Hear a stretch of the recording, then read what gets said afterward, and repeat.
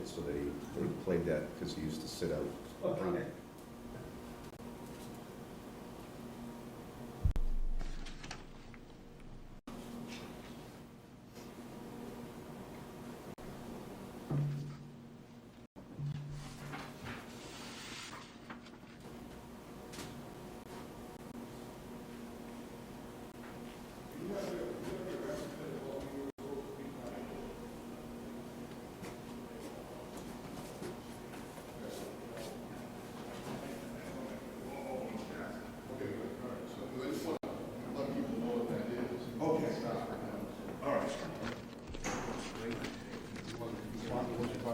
Sure.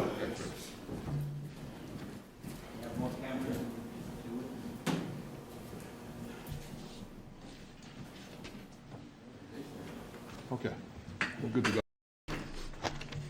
Mike, we're all set. Okay.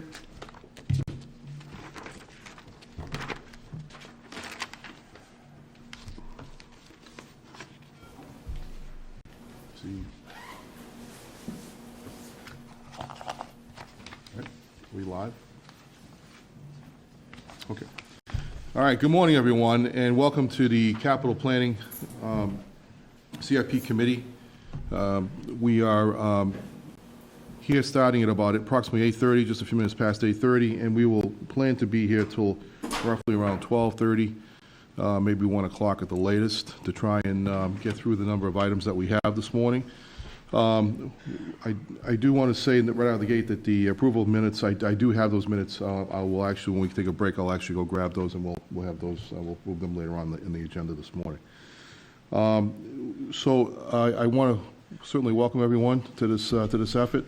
I'd like to start off this morning by having George talk a little bit about the finances, the state of the current finances, and what we can be looking to and what we can expect in terms of what our goal is this morning in terms of how much we think we can fit into the program, and what we should be looking to try and limit. All right, George. Okay, so there's usually about 3 to 5 places you folks are taking the CIP stuff from, at least according to what you did last year. Obviously, free cash is one of them. So let's talk about the general fund free cash.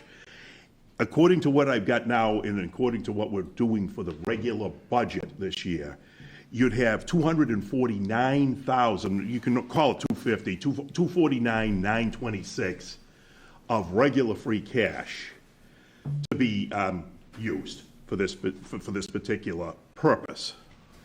Then you have the water and the sewer, and for the CIP, in this case for water, you'd have $640,000 worth of their free cash to use for this particular item. There's a little bit more, but I put it right up to what you were looking for on this page. So that, I mean, assuming you're going to do it all, there's 640 there to do it. For the sewerage, for CIP, you were doing $50,000, and there is $50,000 of their free cash, the sewer's free cash, okay? Each one of these has its own free cash, okay, every year, if you know that. All right. Yeah. The ambulance receipts, again, I'm going with what's on the sheet, but there should be enough. There should be $539,000 in there, and that's assuming that you're going to use all, you know, you were putting all of it in. But they have 539, having taken out all the other things that we're doing for the budget. Okay. The what's the other? Oh, there is $450,000 for the overlay, and that's assuming that there was an overlay release. You're using already $550 for paying off the debt service there, the new debt service. So that leaves you with another $450,000 that you could use for this. So, I mean, to put it together for this particular purpose, if you took the 249 and the 450, you've got 699, 926, call it $700,000 for purposes of this thing for between free cash and overlay. All right? And then, I think I'm missing something. What does that, where does that leave us, in George, in terms of free cash position? The general fund free cash, that would leave you $3.5 million. Okay. Okay? And that's, yeah, it'd be $3,500,000 would be left, which is what you kind of want to put back. So we want to stay above that, at that number above, because that's, historically, we've been, over the past 10 years, we've been averaging somewhere around $2.8 million in free cash, in terms of our free cash. So the $700,000 more is actually better than what we have been, so, but we're taking that position to try and keep things. Now, keep in mind, that $700,000 consists of $450 from overlay. Right. And $249. 250, yeah. From free cash. Free cash, so. All right? What's the amount of policy, financial policies for the minute free cash? Well, it's, you're trying to get up to a certain level, but this is what's going to be left over, which will kind of build on that for the next year. For next year. So- We're already meeting that level this year, but, yeah, so 3.5. Yeah, well, actually, 3.5 is actually considered to be conservative. We're actually in a good position, is what I'm saying, is that we're taking a more conservative position right out of the gate for this process this year. So, it was said at a meeting recently that we're gonna spend all that. We're not gonna spend all that. That was never our intention to do that.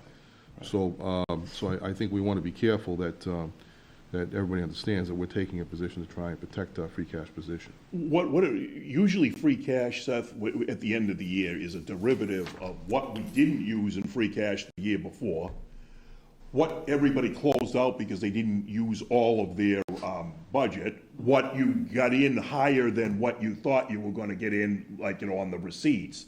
And all these things combined. But so if you start off with not using a lot of the free cash from the year before, you're already starting with a base of $3.5 million, So let me just go through just the summary process at this point, George, but I think it would be good to kind of summarize that, and we'll get that to everybody. So, so there's a couple other things that we can eliminate right out of the gate this morning. First is the fact that the town common electrical upgrades is no longer needed, because we actually, I think we should leave it on there, but it's going to be funded through a private donation that's been given to us. It's going to be given to us by Schneider Electric.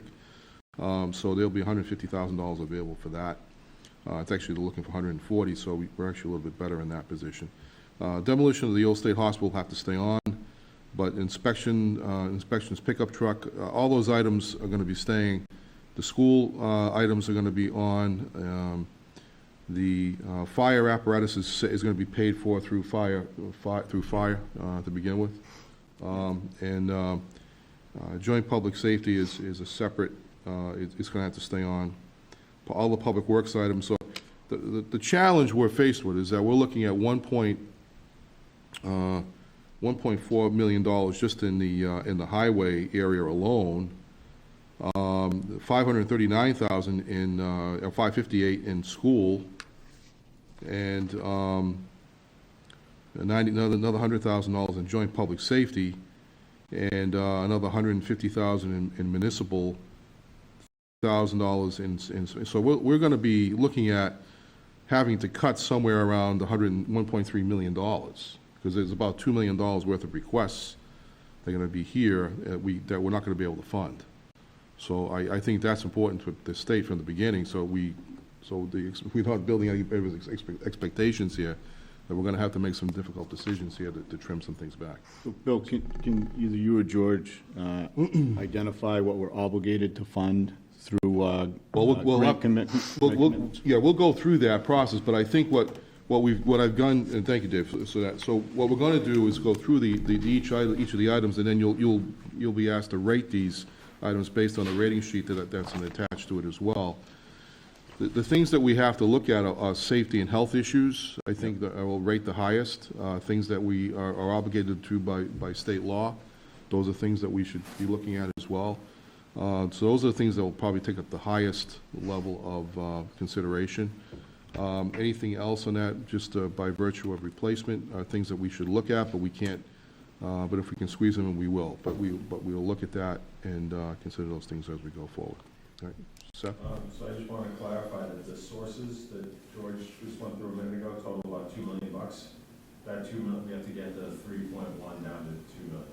Yeah, Got it? right, yeah. I- So we gotta cut about $1.1 million, actually. I might also add, I mean, and this is not like me trying to tell you, this is, you should, I don't even know where, do I even vote on this? Is it- No, am I- no, you okay, just, right. you don't vote on it. But if you were doing the fire, right, obviously, all their stuff is gonna come from the Right, ambulance. right, So that 539 would be funded from the ambulance, assuming you were doing all right, of them. exactly, And then the water, that 640 would be funded from the water. right. And then the 50 for the sewer would be funded from the sewer, and then we have the rest would be split up from the other pieces. Right.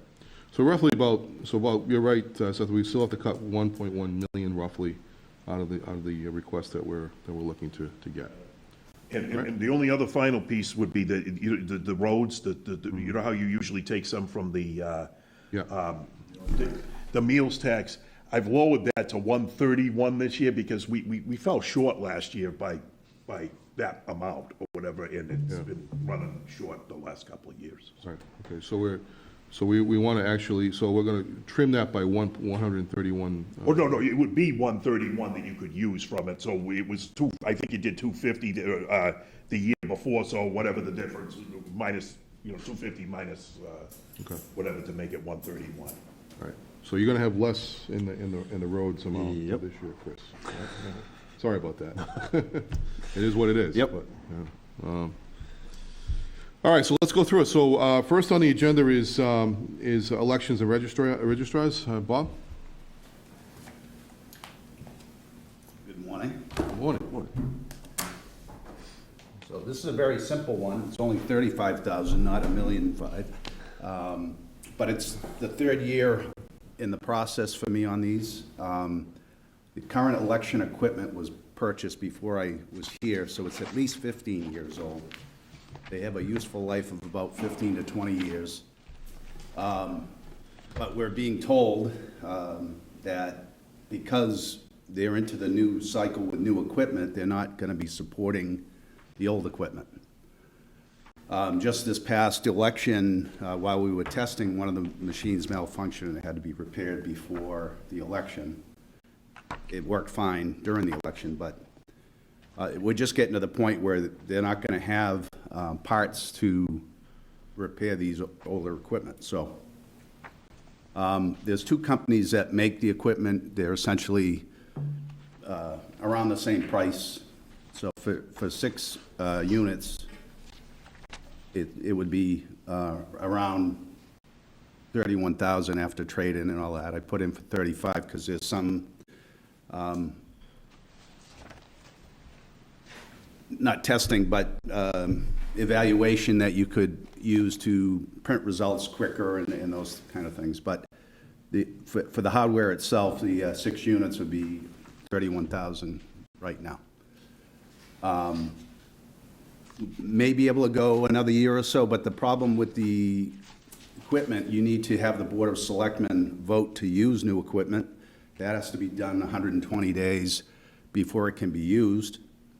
So realistically, even if I got these in July or August, there wouldn't be time to vote them for the presidential election. And I wouldn't want to use them brand new out of the gate on a big election like that. So realistically, we're looking to use them probably the following annual town election this time next year.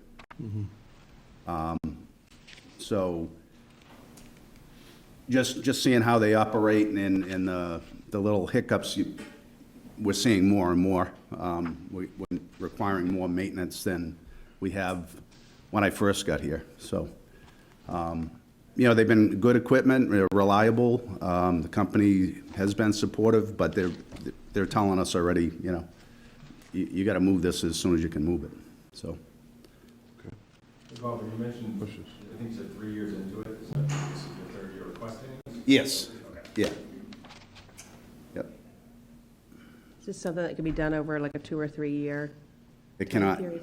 You cannot use the old equipment and the new equipment at the same time because they have to be programmed, and they wouldn't program costs especially if you only have two choices. If you choose the competitor to what you already have, that the other vendor is not going to be really cooperative, I would say. So, and it would have to go out to an RFP process because of the number, but I got an initial quote, and both are around the same dollar figure.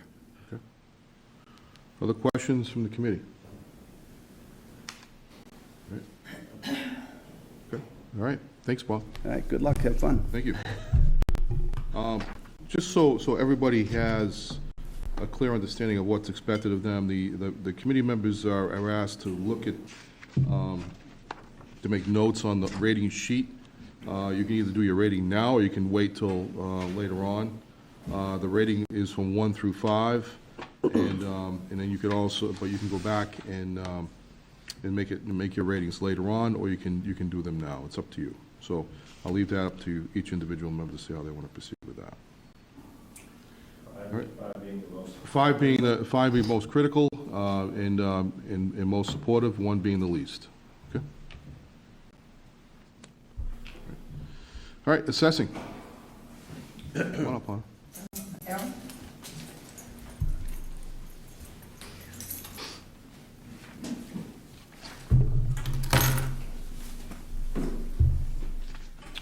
Aaron? Well, we'll take you both at the same time, make it easy. Sure. All right. All right, so Hannah, you want to go forward first? And No, Aaron can explain why we need the system, why it's suggested. okay, very good. All right. Sure, so the Vision GIS system is the system that the town uses to conduct real property appraisals and to compile and track the data that's related to. The system was implemented approximately 10 years ago. It's undergone a number of upgrades, but at this point, the software itself is no longer going to be supported by the vendor.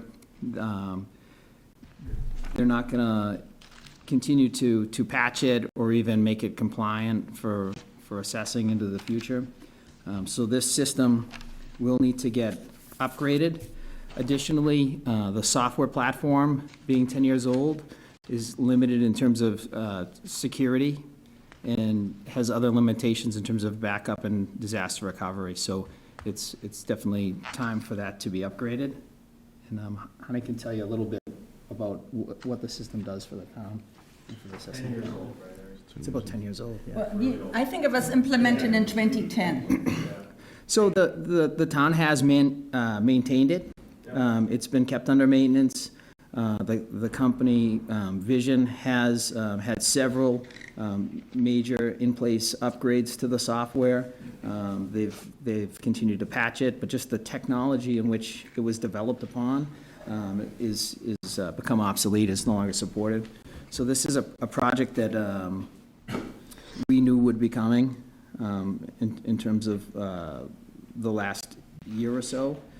So we've been planning for it, and this made the most sense in terms of being a capital project. So the request is for $50,000, and the $50,000 will do what? So the money will support the cost of the software licensing and the perpetual maintenance going into the first year.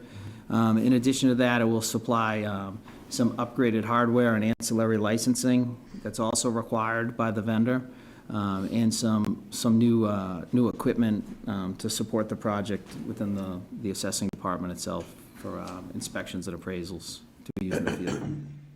Then how does ongoing costs look relative to what it is now? So the ongoing costs are relatively flat. If we were to forego this upgrade, there's approximately a 50% upgrade, 50% increase in the cost of maintaining the old product for the next year. That's kind of what you That's get not like a there. no-brainer. Yeah, exactly. Yeah. All right. Any other questions, comments from the committee? All right, okay, we'll move on to which is the technology improvements for the town hall, for the town, right? So that's, a request is for $150,000 for that. Did you want me to explain anything, or? What the Oh, system Leslie, does. do you have anything else did you want to speak No, to? if, I gave a handout to I think, everybody. yeah, I think it's worthwhile for Ani to explain what the system that's does fine. for Yeah, the. fair So, since the assessing department generates about 69% of the total revenue for the town, it's very important we have a very good system on hand for us to work with. And so what we're referring to is a camera system. And what that means, it's a computer-assisted mass appraisal system. And I gave everybody a handout so I don't get carried away on how to explain everything because so much. So for the folks at home, a computer-assisted mass appraisal system is an automated system for maintaining property data, valuing property, notifying owners, and ensuring tax equity through uniform valuation. Such systems were made possible by computers and have grown rapidly in functionality.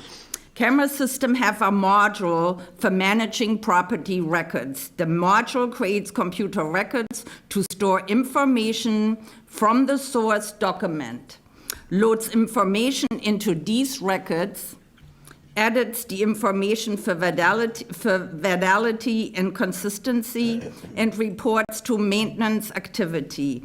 Mass appraisal is the process of valuing a large number of properties, at the same time using standard procedures. We also create all our reports for the Department of Revenue. All our statistic analysis comes from the system. So it has a photo imaging, so when you look at your property record card, all the information for your properties on your property record card, it shows value, it shows all the different components, and it just does so many different things. So we keep track of everything. That's really the most important system in our office, what we use. So does anybody have any questions? Yeah, okay, very good. Thanks, Anna. Yep. All right. So the increase in the maintenance is, it's approximately, it's gonna be 1.4 times the existing cost, so that the current cost is approximately, Stick with the legacy system. yeah, So it'll be a lot more expensive to to maintain it, maintain. yeah. So Aaron, we've got the new, the $150,000 for the IT equipment, but, recently, I just want to take one step away from that right now, because this is relevant to how we're going to continue to operate going forward, given the scenario that we're in right now with this coronavirus. The governor passed a provision last night, 2 nights ago, that allows towns to do virtual meetings. And what's your understanding of that law, and how does that work? Well, I think it's still very new, it's still developing, so I'm not sure I have a good understanding. Okay. But something we're looking at now and determining the best way to move forward. Yep. When this room was built here in collaboration with Foxborough Cable Access, there was consideration given to that. The interactive whiteboard and projector system here has an onboard collaboration system, Okay. which allows people to access the whiteboard and present remotely if needed. It also allows people to connect remotely and to be able to follow along and see the content on the whiteboard as well. Okay. So along with, the efforts of Foxborough Cable Access, I think we do have some things in place to do that. But I think the issue that we're trying to determine is what's the requirement for first allowing for the town to do this. We're trying to get this clarification, but we're trying to determine whether or not the town first has to accept the law, which I think was something we have not done here in Foxborough up until now. Yep. And then 2 is the fact that once it's accepted, my understanding is that there has to be some way of identifying who's voting and who's making comments on different items that come forward. So we want to try and look at that, but if you would look into that, and what vehicles are available to us, either through Skype or through Zoom or any one of those 2 items, because I think we want to make sure that this is gonna, something that's gonna happen rapidly, so we're gonna have to know what our capabilities are fairly quickly. So I just wanna, It's something we're looking at over the next several days. Hopefully great. trying to use some of the time with the schools being out Right. to work with staff and have some of these conversations. right, I just wanted to get that out of the way first, so. All right, so why don't you go ahead and talk about, So this request is for $150,000. One second here, I have the wrong.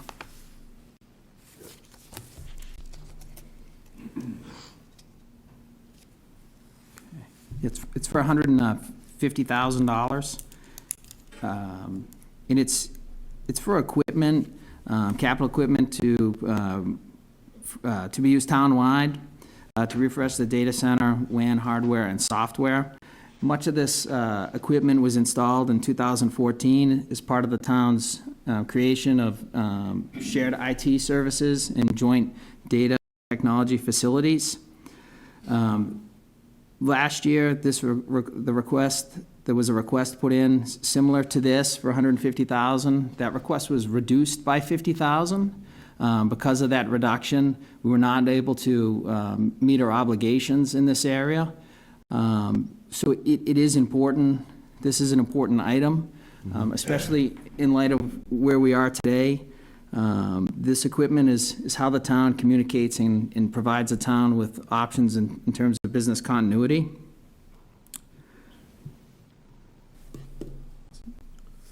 Does anybody have any questions? So we spent, last year was 150, it was reduced to 100. Yeah, the original request was 150. This committee reduced that amount and recommended to fund 100,000, Which was funded last year. which was funded. So would the original 150 last year have mitigated or eliminated this request for an incremental 150? It would not have.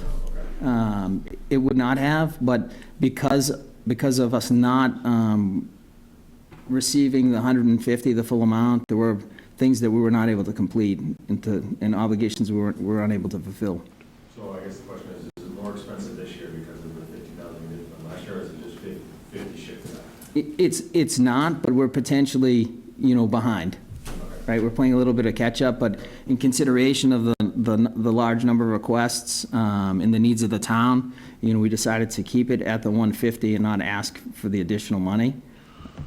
so this is more or less an annual request for equipment replacement? Correct, so there is no centralized town IT budget, so this fulfills many of the town's obligations for hardware and equipment, refresh and infrastructure, supporting the shared infrastructure. So the school department, funds, a portion of the maintenance and hosts the shared infrastructure. So for instance, the town has about 7 pieces of hardware that are coming due for maintenance renewal right now. Approximately $25,000 just to maintain those pieces of equipment. As part of the plan, there's a 3-year plan somewhere, Bill, that's related to capital. Yes, this is This is part of the 5-year plan. 5-year plan, yeah. That's what threw me off when you said 3 years. I thought it was about 5 years, 5-year program. Yeah. Is that where, sorry, you saying that we have? Yeah, well, the book has all the requests and everything in it. Isn't that your 5-year plan, the one that Marie put together? Well, no, I think they're referring to, you're referring to the 5-year plan for IT, correct, specifically? Specifically, yeah. Well, the capital, I think it's the capital plan, correct, yeah. So this item has been part of the capital plan, and I think it's been included for 5+ years when I look back on, It goes out another 5 years, so. and it goes out another 5. Yeah, yeah, so we actually, from 17 through 20, we actually funded $100,000. The original request was 150 in 20, it actually went up $50,000 last year for the first Correct. time. And then we reduced it back to $100,000. So I guess it would be helpful to know, if you know, by not funding it, or maintaining the funding at $100,000, what are we not doing? Well, so one of the projects that we've been unable to complete is an upgrade to the townwide's email system. Okay. So currently, the email system we use is, the version and build date is around 2012, 2013. There's been a number of advancements to the email platform, right, that enable collaboration that was not available, as part of the town's email package now. It's a significant upgrade. Again, much like the appraisal system, the technology has become obsolete. We're running into compatibility issues with new technology as we work to prepare, right, and mitigate threats of cybersecurity and computer viruses and data losses. It becomes difficult because the manufacturers and the software providers stop providing patches. And then as the software becomes older, vulnerabilities and things become more known, widespread, and extorted. So in terms of productivity, the current email platform, it's an exchange platform. It provides basic email, calendaring, and contact management. The upgrade to the system would enable almost like some private cloud functionality, allowing staff to share files and access files remotely through the web, through a secure connection on the web. It's the tools that are commonplace in just about every business at this time. So that's a significant upgrade. That's something that was we were not able to do last year. And that's the 50K. Yeah. So it's almost like 100,000 is sort of table stakes, and the 50K is what we would grade 1 to 5, really. Yeah. That's how it is. Not to mention, Bill, you can probably back that up, but even when we did our S&P, that was a huge, the idea of the security piece of it was a big piece of what they were very concerned about. Right. So it's something that you want to take into consideration. Agreed. Is this something that should really be part of an operating budget? I actually, I'm looking, I was just thinking about that, Chris, is the fact that since it's something that we do every single year, we probably should be thinking about that as an operating budget. So the capital request is every year, but for instance, this, the installation of this email system was funded through a capital plan in 2015. So the items themselves have a 5+ year life cycle on them. So they're not annual. So it would be very difficult to account for that in the regular budget. So some of the maintenance items, again, we're making sure that all of these items are, durable equipment with a 5+ year life cycle. So we might, Bill? I think, because it's going to be the same question that's going to come up on the school side of it. The reality is that the reason this has to be a CIP thing is to Aaron's point, we're buying new equipment that has a longer term life. And even though the individual items in some cases, like laptops and stuff, individually don't have that price, the reality is you're buying them in bulk. So under the state law, I believe that it would require it to go into the CIP, in general in the process, and under our own bylaw, it would require us to go into that process. And just to add one thing to what Aaron said, so that Seth is clear on it. It's his thing just on the town side is very similar to the school side, where it's just a recurring thing to keep things up to date and not get behind. Because the second we get behind, example, if you fund his thing on the town side for $75,000 a year for 5 years, you're going to have a massive backlog of old stuff and have failing issues as you go along. So it's been a process on the school side for probably 15 years now that the town has funded this so that they don't have to have a massive buildup at some point. Thank you, Bill. So I'm just going to ask that when you do speak, you need to come to Mike so people can hear it. All right. So thank you. And those points well taken. But I think maybe it may make sense for us to take a further look at this particular line item, though, and break it down a little bit further so people have a better understanding of that for this committee's purpose, so they know what they're voting on in terms of what the items actually represent in many ways. So as Bill said, we've implemented kind of a 5-year refresh strategy, and that has grown over the last several years, looking at equipment durability and reliability as an indicator of when things need to be replaced beyond the 5 years, if we can continue to service them and get parts. The amount of equipment that this request maintains, too, has grown significantly. The town's use of technology has excelled quite a bit in the last 5 years. I imagine we'll continue to do so. And given today's climate, right, the needs are constantly changing, and everything often comes back to looking at how can we use technology to help provide opportunities and to maybe close some of the gaps that we have. Again, so although this isn't, the town doesn't operate or doesn't have a shared IT budget, right? This budget often supports other purchases and things that are made in other town departments, right, in terms of the refresh cycle. So when things are purchased, through a department budget, they often become part of this plan in terms of capital refresh. Okay. All right, any other questions from the committee? All right, thanks, Aaron. Inspections.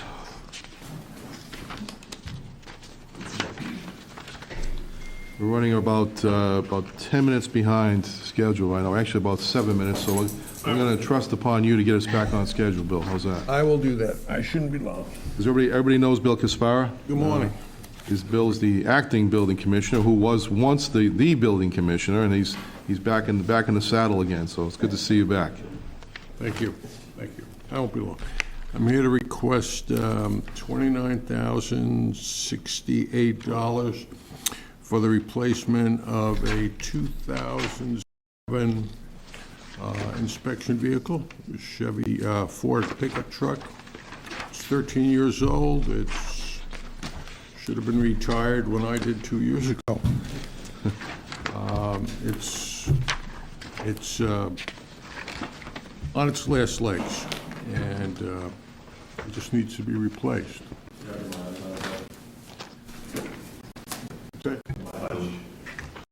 Uh, 80,000, I think 80,200, but it's hard miles. It's been on construction sites, and it's, it's not garage, it's out in the open. This year, we've spent $2,700 just to keep it afloat. So it's good money after bad that we don't have. Are there any other major any improvements or maintenance issues that are forthcoming on it that you know of? No, we just got it back from the garage. It had a manifold replaced, which was a significant amount of money. So it's time. Okay. It's one of 2 vehicles that are in the fleet, so it's used on a daily basis. It's unreliable. It's 13 years old. It's time. How old is the other vehicle, Bill? That's a 2016 Ford Escape, so that's in good shape. Okay, well, we actually have the estimate from Colonial Municipal Group. That's the group that actually does the municipal buying. Right. And the estimate is $429,068.25, which is exactly what the request is. Yeah, and the vehicle would be a Chevy Silverado 1500, so it's a bare bones Chevy pickup truck. Okay. We're not asking for the sky here, just a service vehicle. Any? Work, what work is it? I mean, I'm just because I know Chevy has like this size or something. I call the size thing. Does it do work, the truck?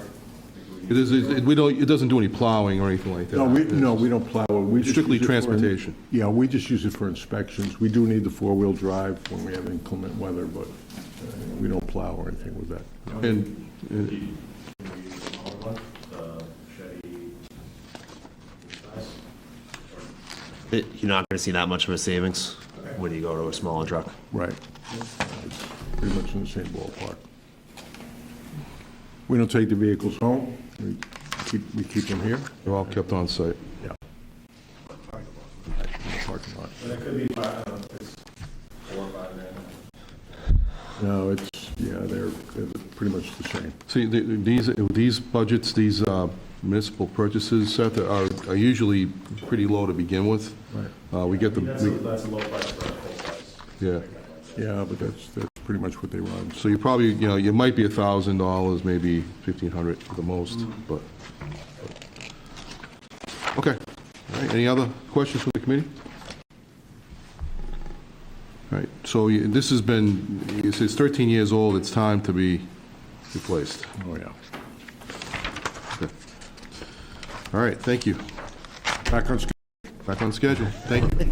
Okay. We're like 1 minute off. How's that? So, try to stay on schedule here. So, municipal buildings. Thank you. Tony. Thanks, Bill.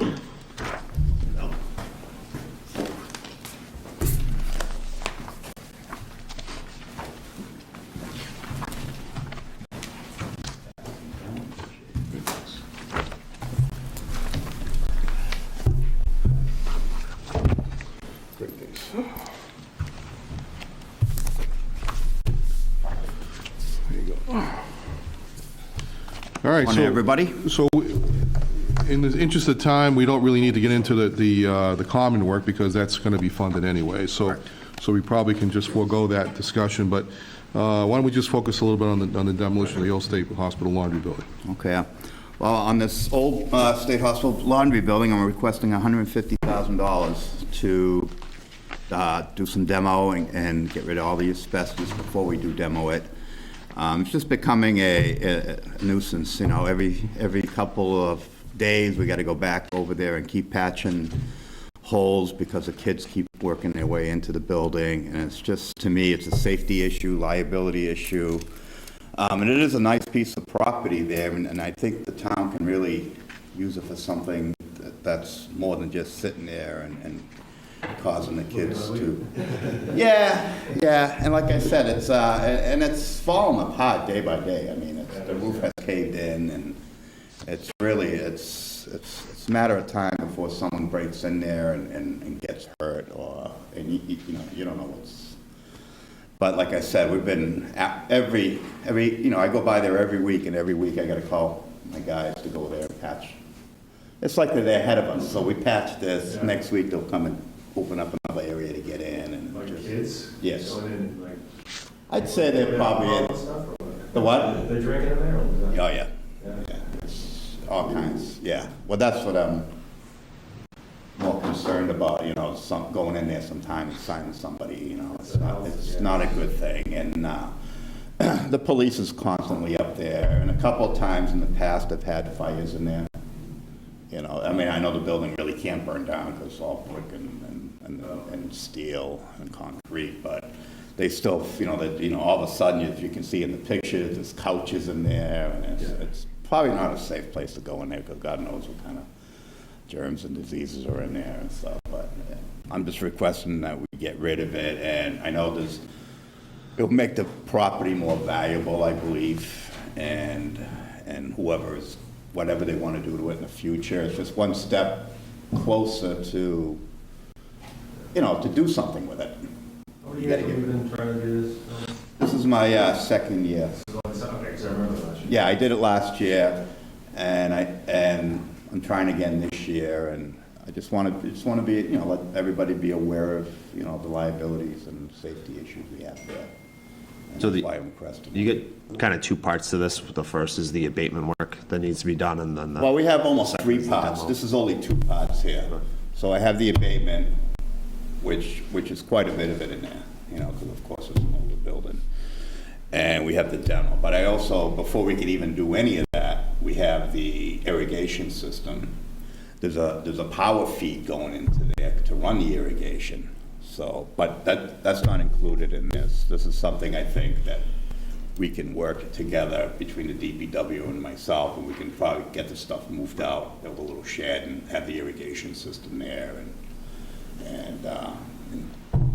But before I can do that, I gotta make sure that it's gonna happen, and then we can start working on removing the main coming in and the irrigation. Right. But it shouldn't be too bad, the transformer's right there. And what's the breakdown on abatement versus demo? Approximately. More. The abatement is the cheapest side, and these prices were 2 years ago, but I'm hoping, it'll still stick around, but it was close to 90 to 100 grand on the abatement, and the demo was probably another 50. So it's pretty close, and a lot of it is actually, if we can, get it all done to the point where it's just all grass. And then, like I said, then whoever wants to do whatever they want to do to it, it's there, it's a lot less money. More people probably be more attracted to it because everybody's looking at, oh, gee, what I'm gonna do with this building, it's gonna cost me a fortune to get rid of So that's my request. The unfortunate thing is we can't get the building fully classified as a hot building because it would be cheaper, because you could destroy the whole thing, asbestos and all, and transport the whole thing, like we did with Town Hall, out. And so that's the only unfortunate thing, because that would actually reduce the cost, ironically, because there's less labor involved when you don't have to go through the abatement side of it. What is abatement, by the way? Asbestos, taking out the asbestos and any other hazardous materials that they find inside first, so it doesn't go airborne. A lot of pipe, there's like a crawl space underneath the building between the two floors, and there's a lot of, because there's some laundry buildings, there's a lot of the piping and everything's all wrapped, and that's, yeah. And there's evidence that kids are continually getting into there. Oh, yes. Like I said, I'm constantly, I'm a week behind this, We'll board it up this week, and then next week we'll be finding another. They always seem to find a way to get in there. And at the point now, I think the roof is starting really to collapse into, so it's actually, it's even more dangerous. That sounds like one of those things that the town may wait on, And then be some sorry. tragedy happens, and we're like, oh. But that's what I don't want to happen. I know, I agree. Because I think it would cost more than $50,000. This falls into that public safety concern that we really should be looking at. All right, any questions for the committee? Is there a way to put a fence around it? There is a fence around it. It's, But they, keep just going through the fence? yeah, it's just Peeling it back. not much of a, yeah. How about a wall?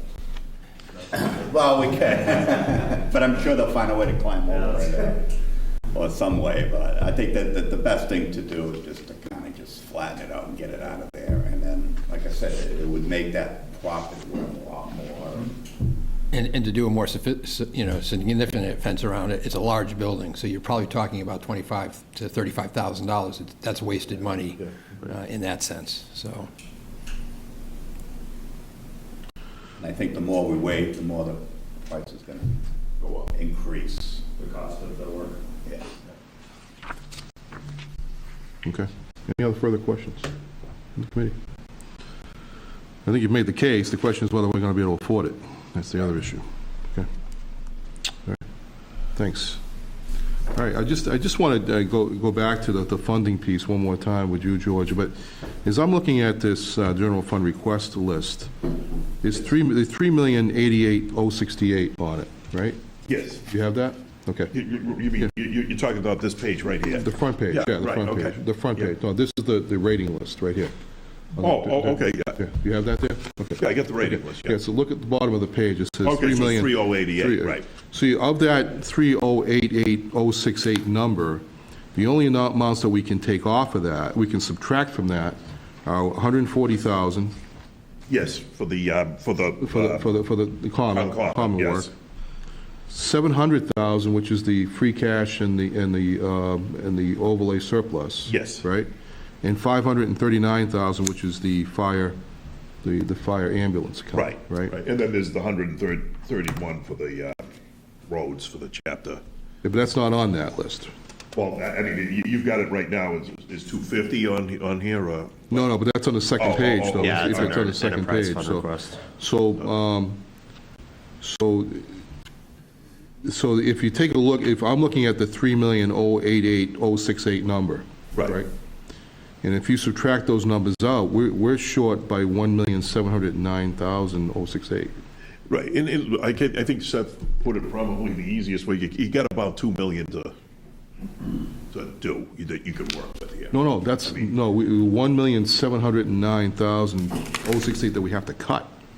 Right, from the request, which puts you down to, well, no, actually, it is a little bit lower than $2 million or whatever, so. Yeah, because, no, see, the cut's going to be 1,000,007 of the 300, of the 3 Yes. million. Yeah, right. It's going to be, because we're not going to have, the funding capabilities are only 140, 700,000. $1,000,003. Yeah.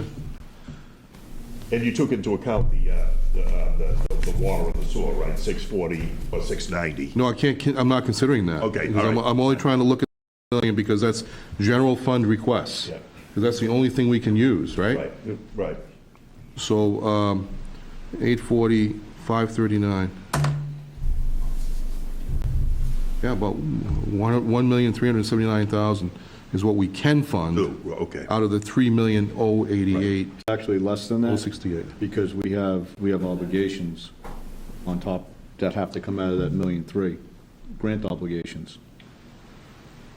Right, so, which means that we're gonna have to, yeah, of that amount, there's certain things we're gonna have to fund, because there's the 240,000 of that is gonna be for the West Street Dam. And the 55,000 for the lease for the street sweeper. Right, but I think, didn't we take that out of water, though, last year? Did we take that out? I think we took that out of water. Yes. We took that out of I water. think the expectation was that that would be a one-time thing Okay, out of the water to get it moving. all right, so, I'm just trying to look at this realistically, folks, that, you know, we've got a fair amount of work to do. We have to cut probably, you know, $1.7 million out of this. Right? Is that accurate? Okay. Well, so you said 1.7, and you said the 1.3 was what we had available. 1.7 and 1.3 gets us to 3? Yeah, 1,379,000 is what we have available to spend, all right? And we have 3,088,068 from the general fund. Yeah, you did take the street sweeper out of the water last year. Last year, yeah. So, which is something that, you know, we certainly can look at again, but I think the expectation was to try and not do that for a second year. Right. So the other things that, the other items are self-funded, more or less, because they are items that come out of the enterprise. The street construction, that money is sort of set aside for that purpose.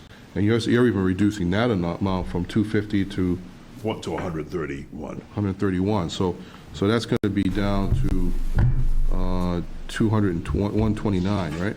Yeah. Plus the 650. They'll have the 131. The 131 is what we'll be available. using. The 131 is Sales what, tax. the 131 is what you'll use. Yes. So he's cutting the 129 out of that. Right, so it's 131 plus 650, correct? Yes. So that's 781,000. So, and then the water article is something that we're going to be looking at as a separate consideration anyways. Correct. So, and that'll be funded separately through water as well.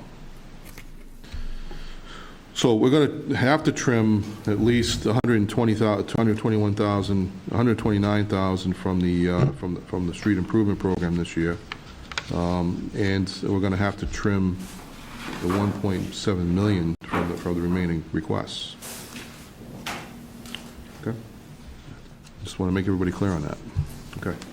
Thanks, Tony. All right. All right, moving into schools. Bill? Yeah. About 5 minutes early. I can screw that up. Okay. As you see, we have 5 items that we are requesting. One is a new one, so I'm going to start with that one based on your little scenario right now, which is the music equipment replacement. Much of this equipment is 25 to 35 years old, nearly impossible to actually maintain at this point in time. Some of it can't even be repaired. But that being said, based on where you are, our priorities are higher on the 4 above that. So I'm not going to say I'm making it easy for you, but I'm going to make it easy for you because I can't put that as a priority from our side as much as I'm sure the music program would and will be upset with me saying that, and we will look for other ways. This is a... We recognize that that's a need, there's no question about it. But, and this is a one of 3-year plan. It's a $225,000 overall program that they're talking about trying to replace. So That being said, I'll leave that one at that. I'll go the next step, but I want to put a caveat on this one. So our buses, as you know, are a requirement of us transporting these children. One of our minis right now, we have been notified by both mechanics and DOT that they will not let us continue with that one, which is M3, after this year. So that's why we have the mini on here as a replacement. It's a non-wheelchair, but it's a special needs bus for the most part. The two other buses, one has a cracked block, so that's obviously out of use at this point. So what I'm going to recommend is that we change our request from 2 to 1. But I want to put the caveat on that if more money comes available in the fall at a fall town meeting, I would like to put it back out there. So I don't want it to be a surprise, it's like a cruiser or something like that. This is we're offering it up now. We'll go through how the best we can. This is the 82? This is one of the full-size ones above it. Oh, the one full-size, so that would go from 161 down to 80,000. 80,500, yeah. And, like I said, it's this, unfortunately, what this will do, and I just want to kind of go on record with it, but I understand exactly where you are financially. This will back us up and if we were to end up with a similar situation going forward, we will have a problem keeping enough buses on the road. I think the mechanics do a phenomenal job, but even with the number of spares that we have right now, we're using them constantly because the main line ends up going out on service and from there. So taking one totally out of the loop here is going to be an issue. But I think we can make it, and based on what you have, financially, I think it's the only choice we have to offer up for you. I know Seth has a real interest in the copiers, but we do about 8.5 million copies a year based on what we have to produce. Much of that is on the upper levels, which is kind of surprising. I think you would probably think more of it would be on the elementary levels. But it is the nature of the beast as far as the way we do our education still. We have gone away from a lot of textbook type materials to a lot of materials where we're producing stuff for them to use it, because the textbooks, quite honestly, don't have everything. And even when we take on new adoptions, part of that is that there are parts of the textbook that is something that they expect you to give expanded information on. And so you can't take the assumption that every kid has access to it in different ways, so you have to make sure they do have access to it. So just quick math, that's the 18 pages per student per school day. That's just across 2,600 students in 180 days, so that's simple math. My only thing was offer the paper to kids, and some will take it and some won't. Cut 40,000, but it's in this day and age, a lot of kids don't want a bunch of paper, so. It's not just copy supplies that's being used for materials for students, but administratively, we communicate in a number of different ways with parents, but we still have to communicate using paper as well. So some of that is informational materials that are going home, or policies or procedural things. I know we've shared in the past, these are the same copy fleets that print the town meeting warrants, for AdCom meetings and other meetings at Town Hall as well. So there is, it's not just 18 pages per student. Yeah, and I won't belabor it all. Thing is, right now we know that there's a population that still doesn't have the technology, and so we're covering everyone the same way. With a lot of people who don't want all the clutter of the paper. I get all kinds of paper stuff, and I don't want. So it's just something to keep in mind as we go forward. So that's the 4 items. The top item for us always has been for probably 15, 16 years now, which is the computer software hardware networks. As you know, we were the backbone of the town system and still are. So our request isn't just for classroom computers. In matter of fact, it's one of the things that's gotten worse, as Aaron pointed out on the town side. We purchased years ago, probably 7 and 8 years ago, most of our whiteboard, within our classrooms, most of the projectors are at the point where they're burning out now. It's costing us more for those old bulbs, which were $500 a piece, than it does to, start replacing the projectors. Yeah. So Where a new projector, a new bulb is what, 20? $69 to $99, you know, for the new bulbs, yeah. Yeah. So the problem is that we have what's outfitting our classrooms, which is our PCs, and in most classrooms, there's only a few PCs, which is just to give access for somebody who doesn't have something that they're bringing with them. And the interactive whiteboards, the sound cats, the camera systems. I mean, we have a number of things just in a classroom. Then you turn around and you've got the building level stuff that has to be in there, the switch gear, again, which has limited life, the APs as far as the wireless systems, which again are now, most of them are 6 years old. They've kind of come to the end of their life expectancy and technology expectancy, because now when we first put them in, the concept of most of our wireless was that each one of us would have a single wireless device.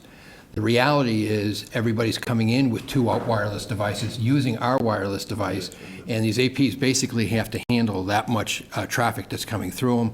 The newer technology on the APs themselves basically allows us to have a broader band of usage within a building where our older ones can't. So where we thought we were really well covered in all of our buildings in the past because we had coverage, now we don't have density where we can take enough volume of stuff that's coming at it, let alone pump out the size of some of the stuff that's going out. Really, as we see everywhere, the technology is changing, and the teaching and learning models are changing, and we're trying to is financially responsible, plan for these changes, but the demand really does continue to grow at a pace that's very difficult to keep up. So, as Bill said, when we first, were implementing wireless in the building, it was about coverage. It was about making sure there was signal in all instructional areas of the building. But now that's shifted to capacity, right? So a lot of our curriculum requires students to have one-to-one computing opportunities throughout the day. We provide those often with mobile computing devices, and we supplement that with our Bring Your Own Device program. So in a classroom, as Bill said, that typically maybe would have had 3-4 devices in it, we're now seeing, anywhere from 25 to 65 devices in that one classroom, right? So it's no longer a matter of can you get an access point or wireless signal, but does that access point have the capacity to provide service to 60, 100, 200 clients, right? So the initial strategy was, access points would serve sometimes 2 to 3 classroom or instructional areas. Where now we're saying we need one access point, per classroom or per instructional area to support the equipment and the things that we're using it for. And this access not only supports computers, but it's become embedded in everything we do. I spend a lot of time working with Tony, a lot more time than I've ever spent working with maintenance folks in the past, but we see technology growth in every segment of our operations, right? So our HVAC systems are technology embedded, our lighting systems, technology embedded.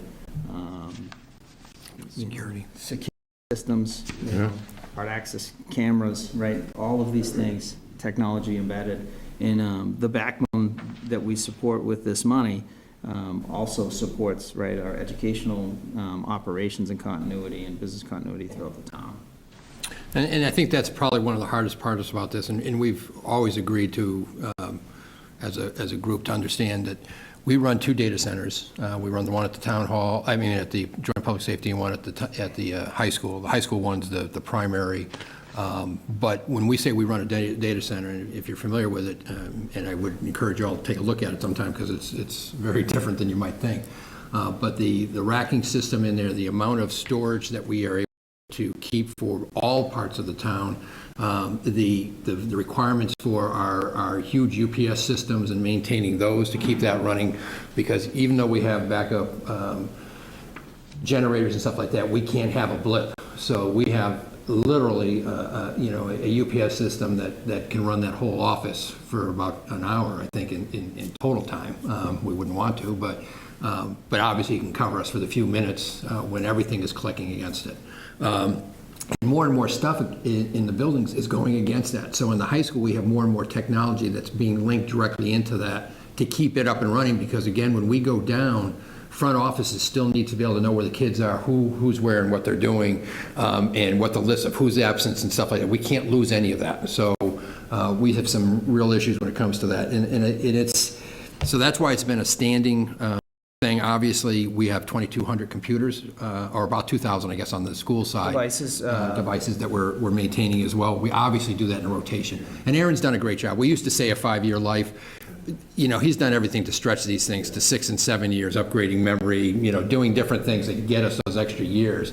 But because there's no way that the old cycle, when we had 1,000 computers, and we were getting 180,000 a year to do this, and we didn't have those data centers the way we have it, there's no way this 200,000 can supplement all that. So we do the best we can, and I think Aaron's team does a great job across the town, not just for schools, stretching equipment as long as we possibly can, and more so than you would probably do in a business environment. Again, in terms of where the plan started, it's the foundation of it is a 5-year capital refresh that we get a minimum of 5 years out of the equipment, and then from there we do a lot with data. So again, we track equipment reliability. Sometimes we see that some equipment that's maybe a year newer than other equipment has higher failure rates, less availability in terms of parts, is not as serviceable, right? So we may choose at that point to replace that equipment. So maybe it's in year 6 when we have equipment that's in year 7, but we know in terms of being able to provide business continuity and usability to people that's a better choice. So not just strictly saying we're going to replace this because it's the oldest thing we have. We also look at how equipment's used. We have computer labs, right, where students are accessing curriculum, right? For instance, the computer automated design courses, right?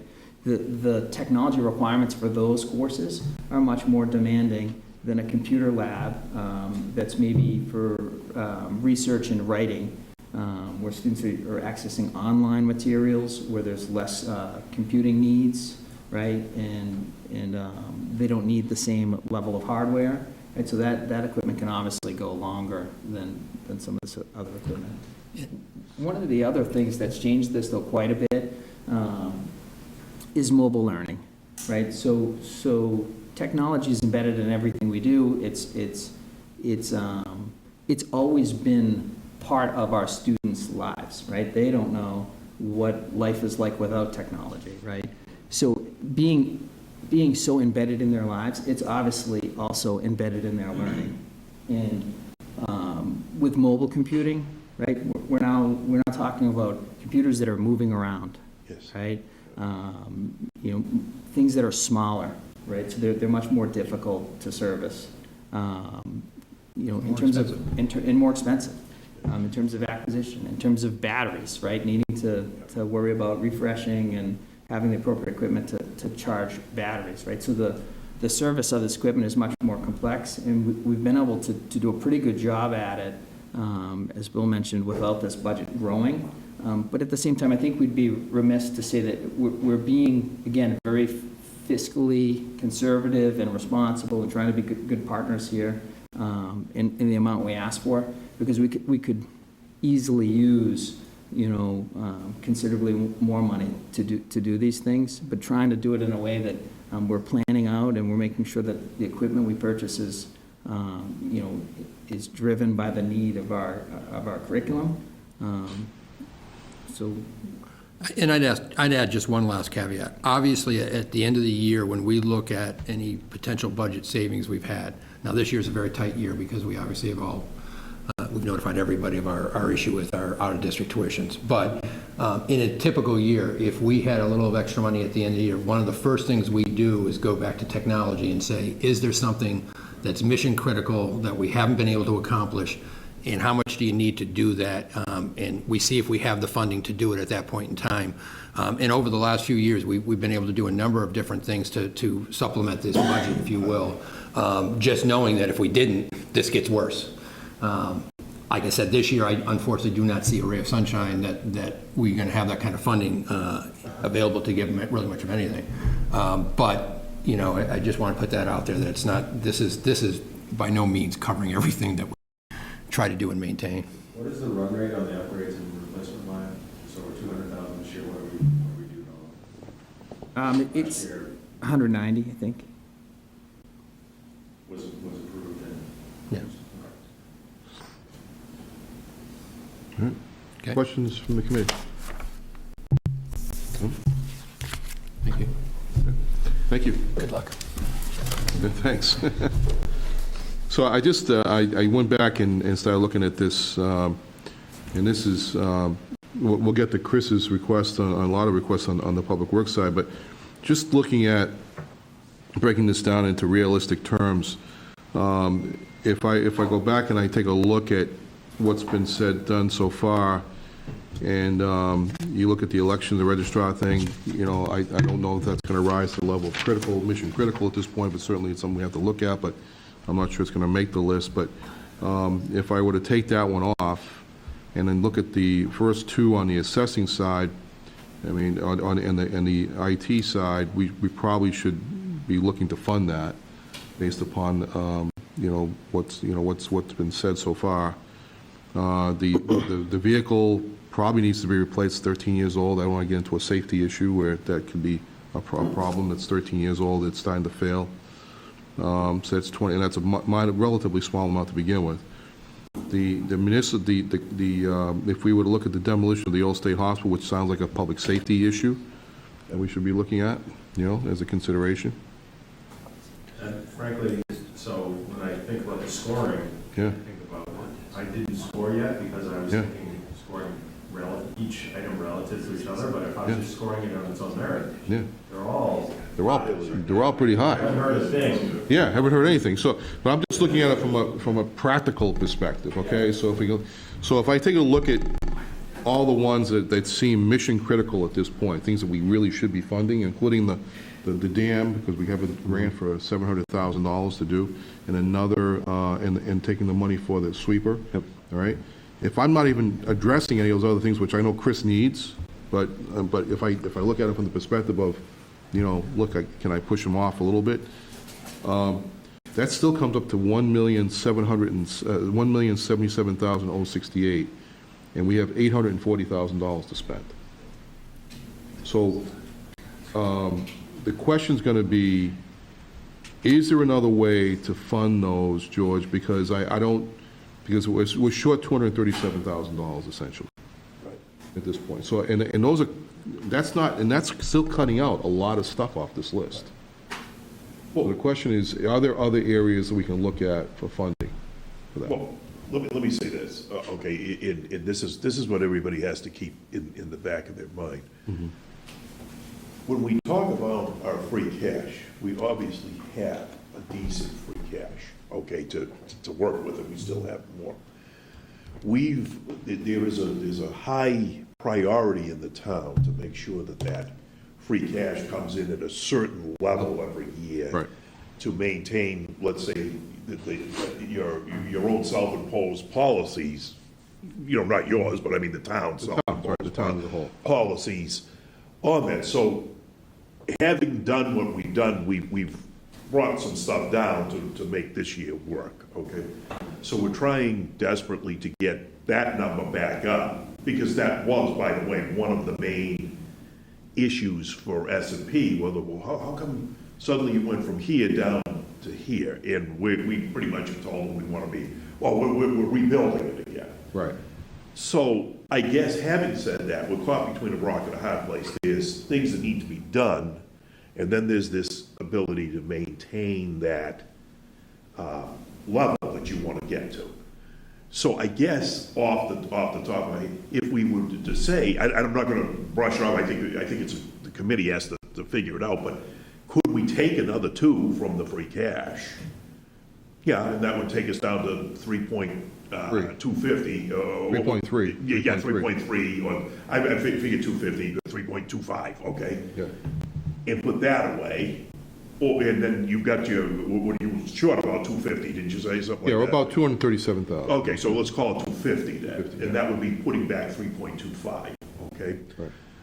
Again, you know. But other areas we can look at beyond the free cash or overlay surplus, or, and the fact is that we haven't even considered as part of the budget process, state aid.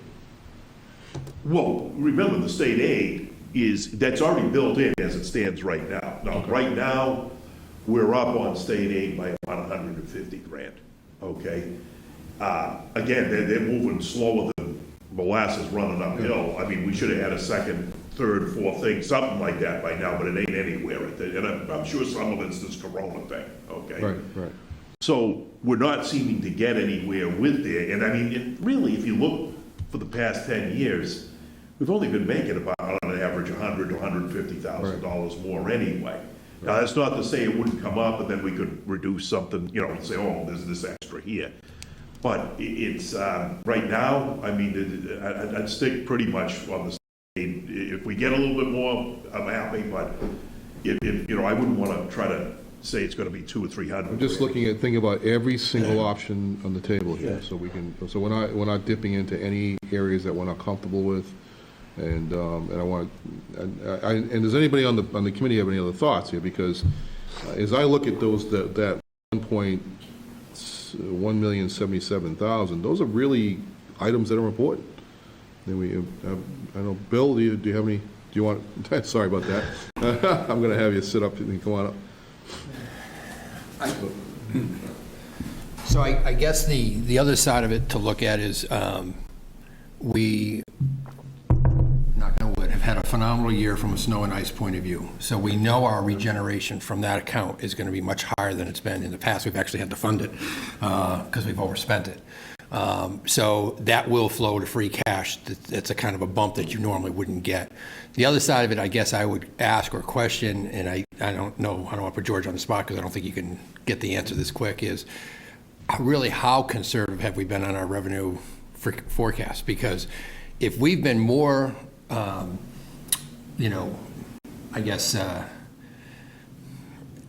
tighter as far as not giving as rosy a picture of our revenues than we may have in the past, that means that much more is also going to flow to free cash moving forward. All of those are good things. I'm not, you know, taking anything away from them. But what I'm saying is that in your normal cash, you know, free cash regeneration, in typical years, you wouldn't have those type of items coming towards you. You know for a fact, unless we have the storm that no one's seeing that's beyond belief come at us, that we just do have some advantages this year that we will have flowing towards the free cash side of things. The only thing I'll bet, we've already taken into account the overage for the snow and ice. At the beginning of the year, we had done 320. But it's not generated in your free cash. It won't be generated until next year. No, but I mean, right now, where the budget is set, Yeah. I've got it set so that I think we've used $75,000 negative right at the moment. I've got it set. Of the 320 that he had said. So, you know, so at this point, all we'll be raising next year is 100, and the budget is based on that being negative 100,000 at this point. Right. Now, as you mentioned on the. Let me just explain that, because most people don't know what that means. Okay. So what happens is that we set aside an additional amount of money each year in anticipation of the fact that we will overspend we overspend the snow account. Right. So what happens is that you then have to raise that in next year's budget. Right. So we have built that into next year's spending plan, FY21, the amount of $320,000. Which has been reduced up to now, down to 100. Right. So I think what you're suggesting is that we are in a position that we're not going to need all of that at this point. Right. So the amount of money that's available right now is about roughly about $200,000, right? The amount available? The amount that we built in for next year that we're not going to spend is about $200,000. Right, but I've already reduced it to down to 100,000. Oh, you have? Okay. So I've already taken that into account. So as the year went on, it started off at 320, and then it came down, and it came down. Okay. And then, as of like a couple of weeks ago, I think it was like you'd spent maybe 75. So Yeah. in the event that there was another icy morning or something, I left 25 more in there. Yeah. So it might come down by 25. But I think I'm missing something, George. This year's budget, FY20, Right. has the 325 in it. No, you're doing it for next year. The one that we're working on now is what you're doing it on. And we've okay? spent most of our budget, though, even snow and ice, right? Right. We've spent Yeah, most- we overspent. It's gone. Because it was spent earlier in the year. Don't forget, we had several storms in the beginning of the year. Right. We haven't had much since then, Right. but we spent, we had a lot of, we had a lot of sanding and salting events this year, which did cost So us. 2020, there's no savings percent for. No, you are effectively, right now, in the hole for this year, 75,000. Right. Okay? Which will be raised next year on the 2021 budget that we're 2021, doing. right. I put it to 100 in case there's, you see what I'm saying? Right, yep. Instead, it was 320, but now it's down to like 100. Now, to your point about the conservative estimate, that's where you've got a little bit of something to play. Now, obviously, we got this Corona thing. I don't know what that's going to do to, what the stadium's going to be doing for the next 3 or 4 months or whatever. But We've had a couple we were, cancellations already, as so. Bill said, I think we were tight, and we did a nice tight hold on that. Yeah. So again, I guess what I would tell you is, if we needed that extra 250, from my perspective, all right, so it's that much more we're not putting back in, but then if we're right and it does come up a little bit, the estimates, it isn't gonna, I don't think the 250 is gonna make the difference, okay? So we could put a little bit less back and give yourself a little breathing room. So here's the concern, and I can feel Dave's concern as I'm listening to him, because is the fact we don't know that answer, and we don't. No, you're right. So I guess my point is that Right. we may not want to do $250,000. We may want to hold on $250,000 of spending right now And and revisit it after our free cash position is taken in. Yeah, I mean, I'd be I wouldn't real wanna- hesitant yeah. to dip into free cash at this point in time, just because we don't know Correct. what's gonna happen. You Yeah. know, we get a lot of revenue from the meals tax. Yeah. We have obligations that come from that we may have to fund outside of the meals tax. Yeah. With the OPEB liability, if there's a shortage there. Right. There's things that we have to do, and I'd be real hesitant to say, okay, let's take another $250,000. Right. And then, be in a bigger hole. Yeah. Just remember, we got to where we got to today because we've been conservative, when we've been Yep. putting money away, adhering to our Yep. financial policies. Right. And not to sound like I keep going one way, then bent like a seesaw, but in regards to what Dave just said about let's go back to the Corona thing. I've been going to lunch around here for the last, obviously, for months now. Yeah. I've noticed when I go up to the place, there's nobody in there now, in these Yeah. various places that you're going. It seems like I don't know what effect that's gonna have on our meals tax in another quarter, It's going to have an impact for the next few Yeah. months. So- It will. Yeah, So I was in New York on Thursday. yeah. Stayed in a hotel. There was 5 people in the hotel. Wow. Okay, so now the hotel motel, that's So- another piece. of So our- you got that going on. The restaurants are coming back, occupancy is dropping, Yeah. Yeah. okay? And until we get this thing and we find out where it's going, I think we have to be real conservative here. And then, if things come back the way they're supposed to come back and everybody thinks they're gonna come back, there's no reason why you can't at a fall meeting, Right. once we have. I would feel more comfortable taking that position Yeah. personally, because I would rather be in a position where we knew, after the free cash is certified, knowing what it's going to be in the fall, knowing what that is for this year, as opposed to spending it now without having that in hand. Right. And like you say, it doesn't have to be, we went to November last year, maybe we can get the free cash certified a few weeks earlier this year. I would hope that we try and get it certified as early as October, if we could, Something, September. yeah. So that way we can at least know what we can plan for what Right. might be a consideration at the fall town meeting. You can almost start eyeballing it once you close the books and you can see what the close of, you gotta wait for them, but you can kind of tell where it's gonna be, at a certain point, but it's, But I'm just being realistic to everybody here, and I think that we want to be maintain our conservatism, but by the same token, address the critical needs that we have. So, And I think, you know, looking at the meals tax for road construction piece, that 131, yeah, you know, looking at part of the West Street Dam project is to do a widening, to add a sidewalk, put curbing in, with a guardrail, build a retaining wall. yeah. I haven't had my turn yet, so I don't want to, I haven't had my turn yet, so I don't want to Yeah, yeah. start giving things away, No, but it's okay, yeah. if we're looking at, you know, options of, you know, taking 131 towards that 240 for that dam, you know, that helps the cause a little bit as well. Right. So I know it, and I have, you know, going through my list, I know I've got 1.3 on the list. You know, significant, but I've gone through it with my supervisors, and, you know, we ranked them internally and said, look, this is what we can push off this year. So these are the things we know we need to do. So when I get up, you know, when we get to that point, I'll walk through those things. But, you know, there's potential to take that, like I said, that 131 of the meals tax money, and direct it towards that 240 for the West Street Dam, Okay. to help pull that number down a little bit. and probably, just something because this is on the TV.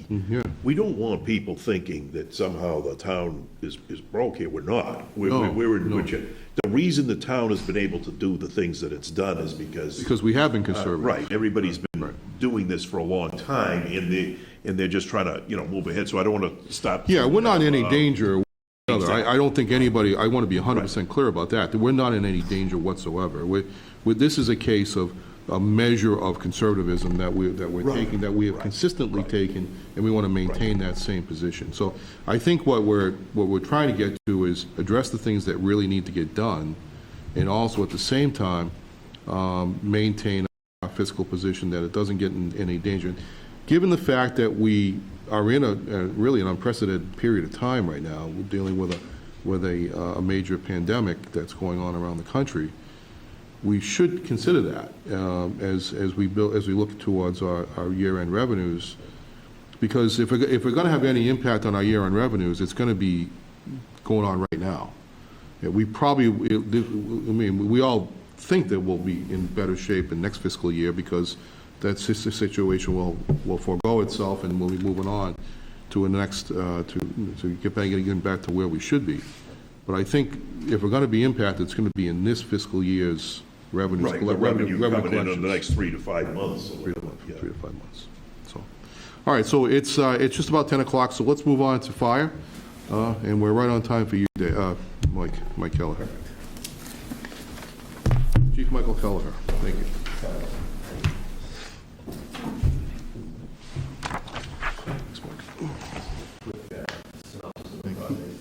Thanks.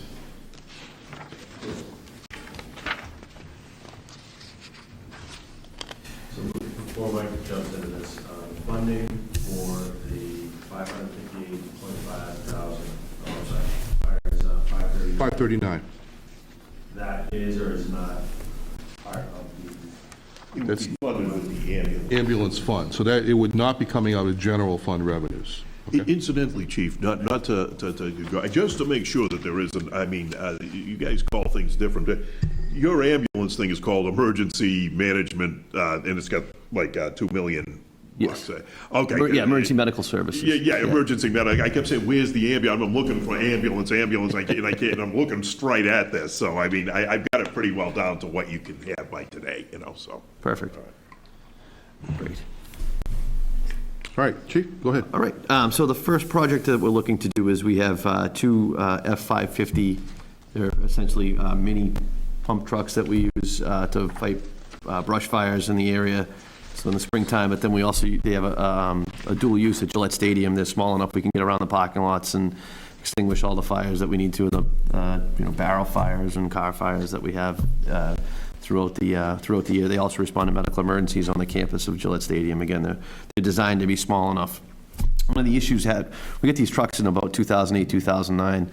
That was right around the time that all the emission standards came out. So the challenge we have with these trucks is they don't use diesel exhaust fluid. They have like the regen system, which requires you to run them at high speeds, high temperatures for long periods of time. We do the exact opposite with these vehicles. We run them at low speeds. they really don't ever get up to temperature, and as a result of that, it's very difficult to maintain them because we're not burning off the exhaust. So we've invested a significant amount of money in repairing these vehicles, and it's never, from our mechanics up at Ford, it's never going to get better because we don't use the vehicles as designed. The new chassis have diesel exhaust fluid. There's a fire rescue component to the vehicles we can add on where we can force the regen and have the exhaust system operating in its normal capacity. So when we really started to look at this project, we wanted to do it the most fiscally responsible way.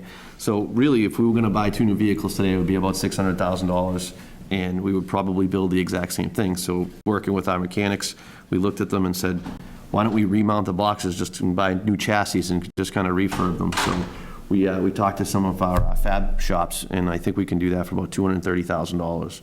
So I think that's probably the most prudent thing to do, and the most fiscally responsible thing to do. So that's our proposal, is to remount them on new F550 chassis and just to do a little rehab work. So that's the first project. Do you think you'll get another 10 to 12 years of life out of them? Yeah, I think, because one of the challenges we have is we have to balance when we do this. So we'd probably start right after the Patriots season and try to get one done and then the other. Brush fire season started a little early this year. I can't ever remember going to a brush fire in February, but we've had them, so it's kind of unprecedented. It's an unprecedented 2020 all around, I think. And what about the rest of the equipment on the truck? The pump equipment? The pump equipment, so when we do take the body off, we're going to do a full service and rehab of the pump and all the fittings and everything, and make sure that it's up to par. So That's all included in that? That's all included in that price, yeah. So the second thing that we're looking to do is get a third ambulance to add to the fleet. Last year, we had 100 times where both our ambulances were busy, and I expect that number to increase over the next couple of years. So if we ordered one today, we probably wouldn't get it till this time next year. So I'm trying to plan ahead. I also have a request in to add 1 additional FTE so we can start to run the third ambulance at least during the day. We can increase staffing incrementally over time. So, as our run volume increases over the next several years, we can be in a better position to meet that need. Again, sitting and really taking a fiscally conservative approach to how we, what we're purchasing for ambulances, and, we historically bought really, top of the line. We kind of dialed it back a little bit. We spent $348,000 on our last ambulance, and I think we can get it a new unit. You put some equipment that we have at the station on it to kind of get it up and running, and we could do that for about $250,000. So we're really looking at about $100,000 savings from our last ambulance, just working with our vendors. Same chassis, F550, just to, we're looking at some of the more B brand manufacturers. These units are pretty much disposable. I mean, we destroy them by the end of the 8 or 9 years. They're in pretty rough shape. They have really high mileage. It's one of the challenges we have in this area. The hospitals are 12 to 15 miles away, whether we're going to Sturdy or Norwood. So they're zipping up the highway 10 or 12 times a day. Because the ambulance and the EFT cost and the operating budget, are those contingent upon each other? Do you need one without the other? Do you need them both for the plan to work?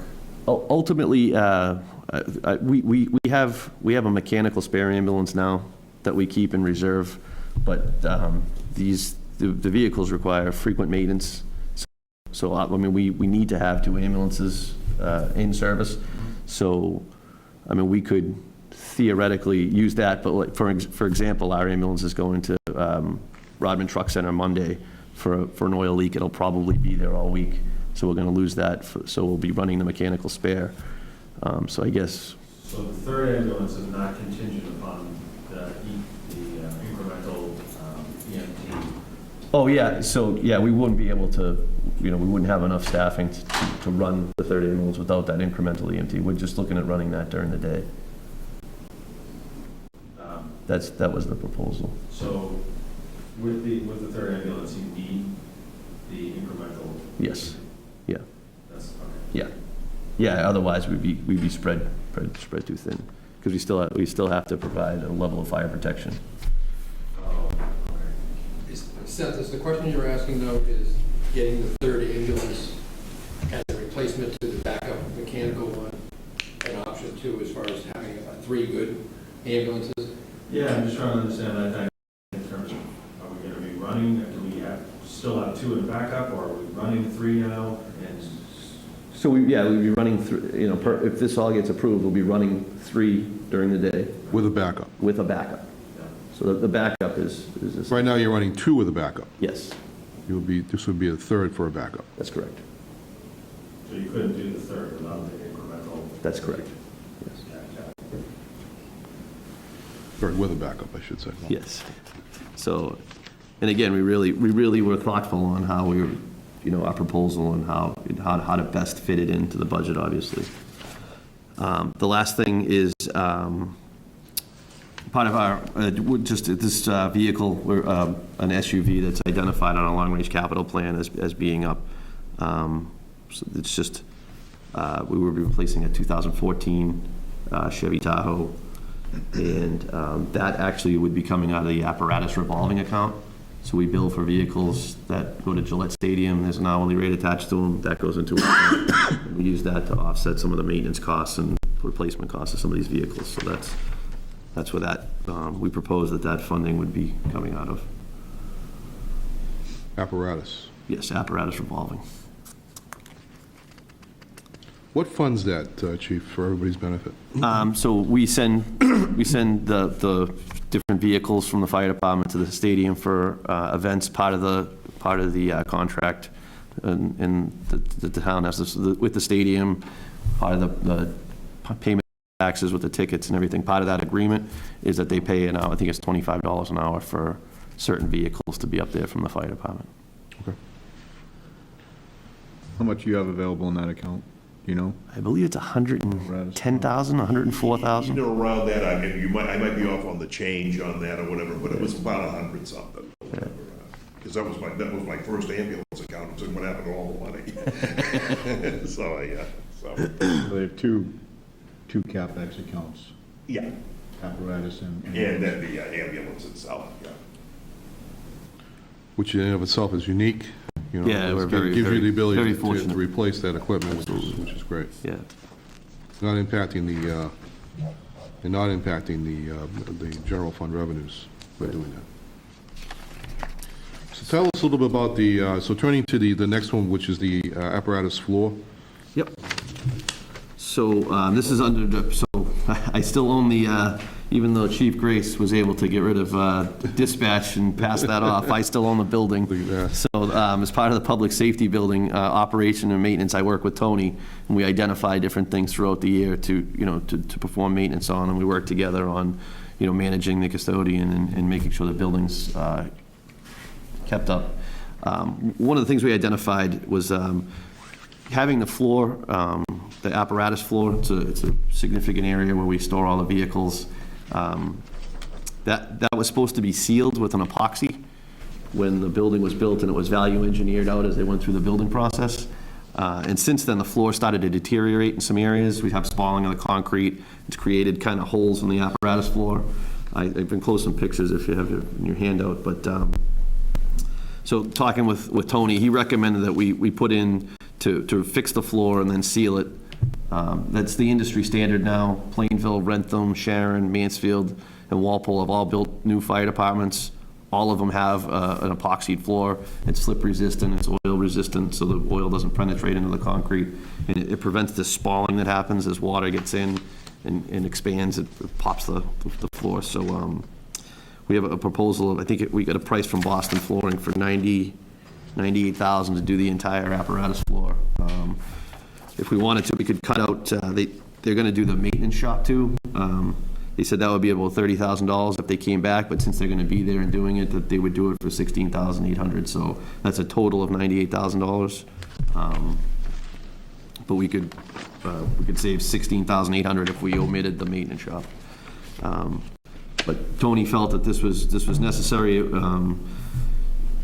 It was identified in a fire department study we had done recently that was one of the things we could do to enhance the safety of the fire service, make it a non-slip flooring.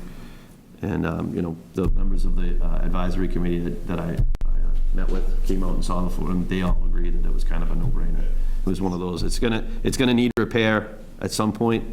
Whether this is the year or not is up to you folks, but it's just one of those, it's just gonna get worse over time. Is that out of ambulance receipts? No, No? no. No, we can't, that has to be general fund revenues, because it's a town building. Yeah, we can't use any of the special funds for that one. No, unfortunately, so. So that's a consideration to look at, but something we'll have to think about, obviously, because it's, given this number of high priority items, we have to take a look at those first, but it's certainly something that we have to think about. All right, okay. Thank you, Chief. Any other further questions for the Chief? No? Good. I don't know if necessarily questions for Chief Keller, but just some questions for the committee around opportunities for savings, or if we do, say, rehabilitation, do one this year, one next year. So maybe that is a question. What happens if we do the rehabilitation staggered, do one and then the second one in 2022? Yeah, we could certainly do that. We could stagger that. I don't know that there'll be I don't know what the cost pushing it out another year would be. I know there'd be additional, we'd probably be spending we've been spending, last year we spent, I think, almost $12,000 keeping those, $12,000 to $15,000 keeping those, because they have to go, all the sensors get gunked up because we're not, and I'm not a mechanic, so I'm trying to say it. Technical term. Yeah, so if we're gonna spend another $8,000 to $10,000 keeping it maintenance plus the, escalation of what it would cost to do, I don't know, that's something. So that 8 to 10,000 comes out of your operating budget Yeah, versus my maintenance, yep. the ambulance receipts for the apparatus. Yeah. So it'll be a hit to the operating budget versus. Yeah. 8,000 versus 8 to 12, plus the risk on price increase of the Right. refurb, but savings on 100,000 change for the refurb into putting that into 2020. Right. There's no quantity discount by doing two at once, they give it cheaper. Well, yeah, because I think we'll be able to, we're gonna buy 3 chassis, so we're gonna buy 3 F-550 chassis, one for the ambulance, 2 for these, so I'm working with the Ford dealership now to see what we can, it's all off the state bid list, but if we buy 3 chassis at once, whatever, They may it'd give be, you yeah, it'd be a little bit of room to work with it. Yeah, it'd be a small savings, but I think we'd get some savings by buying 3 chassis at once. So that's one thing, and then the second thought was around the ambulance, $250,000. I'm not 100% clear on the funding pools versus, so we know that we needed to, you mentioned cuts earlier, Bill. The ambulance is $250,000. The ask is, or the proposal is to start running 3 ambulances instead of 2. I know Right. there's the funding is the ambulance receipts. So what is the risk of having 2 ambulances for another year? Is the question. Well, I think what the chief has laid out, and I'll certainly let him speak to this, but what he's described in his overall budget approach this year was to increase his staffing complement by 1, which would then provide the ability for him to run a 3rd ambulance during the day. By doing that, he can actually increase the amount of revenue that's been lost to other communities because they've had to pick up those service requirements. That's correct. So we're looking at probably about $120,000 a year, roughly, in revenue that we could be looking at to implement by having the 3rd ambulance in place. Plus, So that money would go back into the ambulance fund. that's correct. So there's 120, so just if you think about it from a balance sheet perspective, for 2021, 120,000 of revenue on this side. On this side, we have the cost of the EMT plus the cost of the ambulance. So Right. it's an investment in revenue generating, but do we have the resources this year to do that? And that's the question. One minor thing that when you talk about the resource to do it, we have already put in from the ambulance account. We've already estimated that. We already Yes. estimated it, and we put in an additional $60,000, so we would let, this year, to offset the town's budget, the fire budget, we're putting in $1,218,000, I mean, some change, 619, 60,000 more than what we did last year.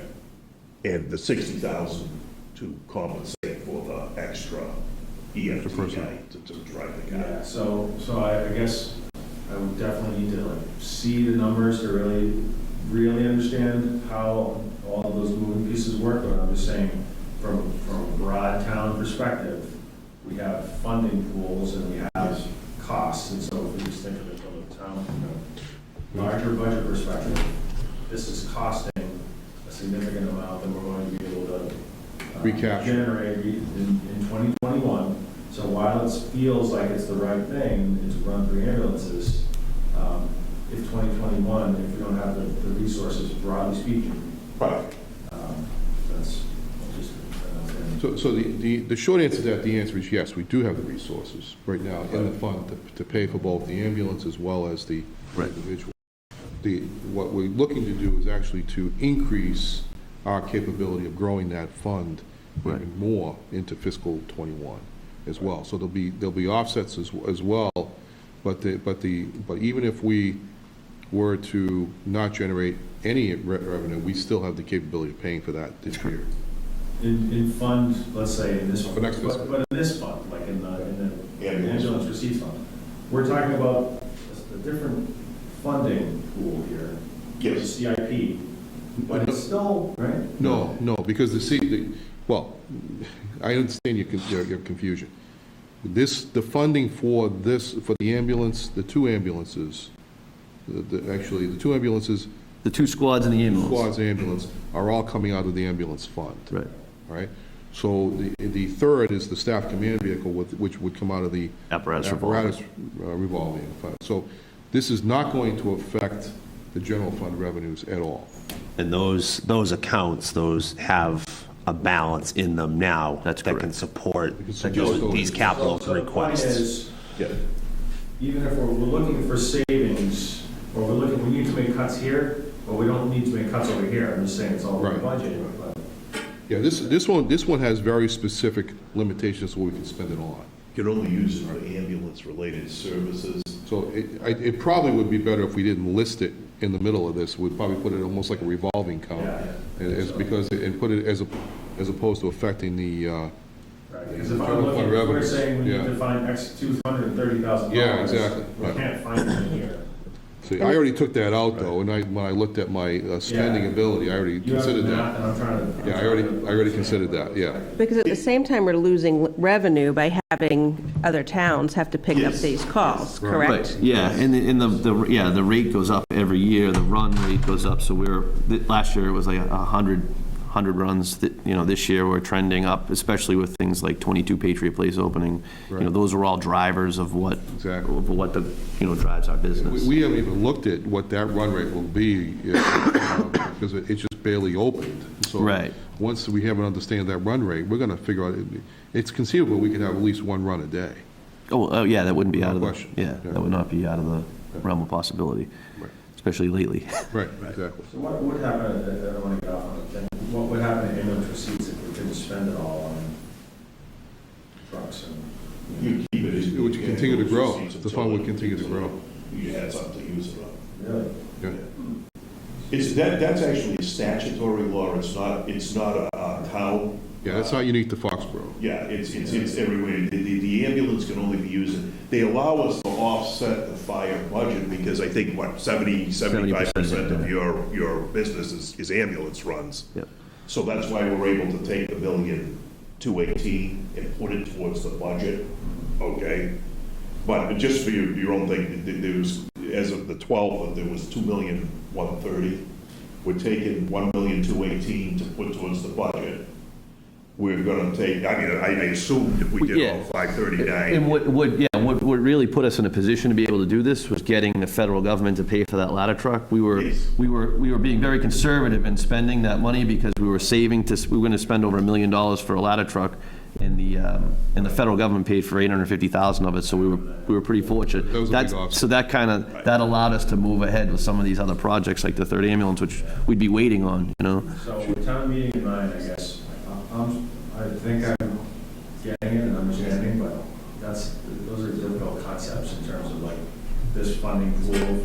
these types of expenditures.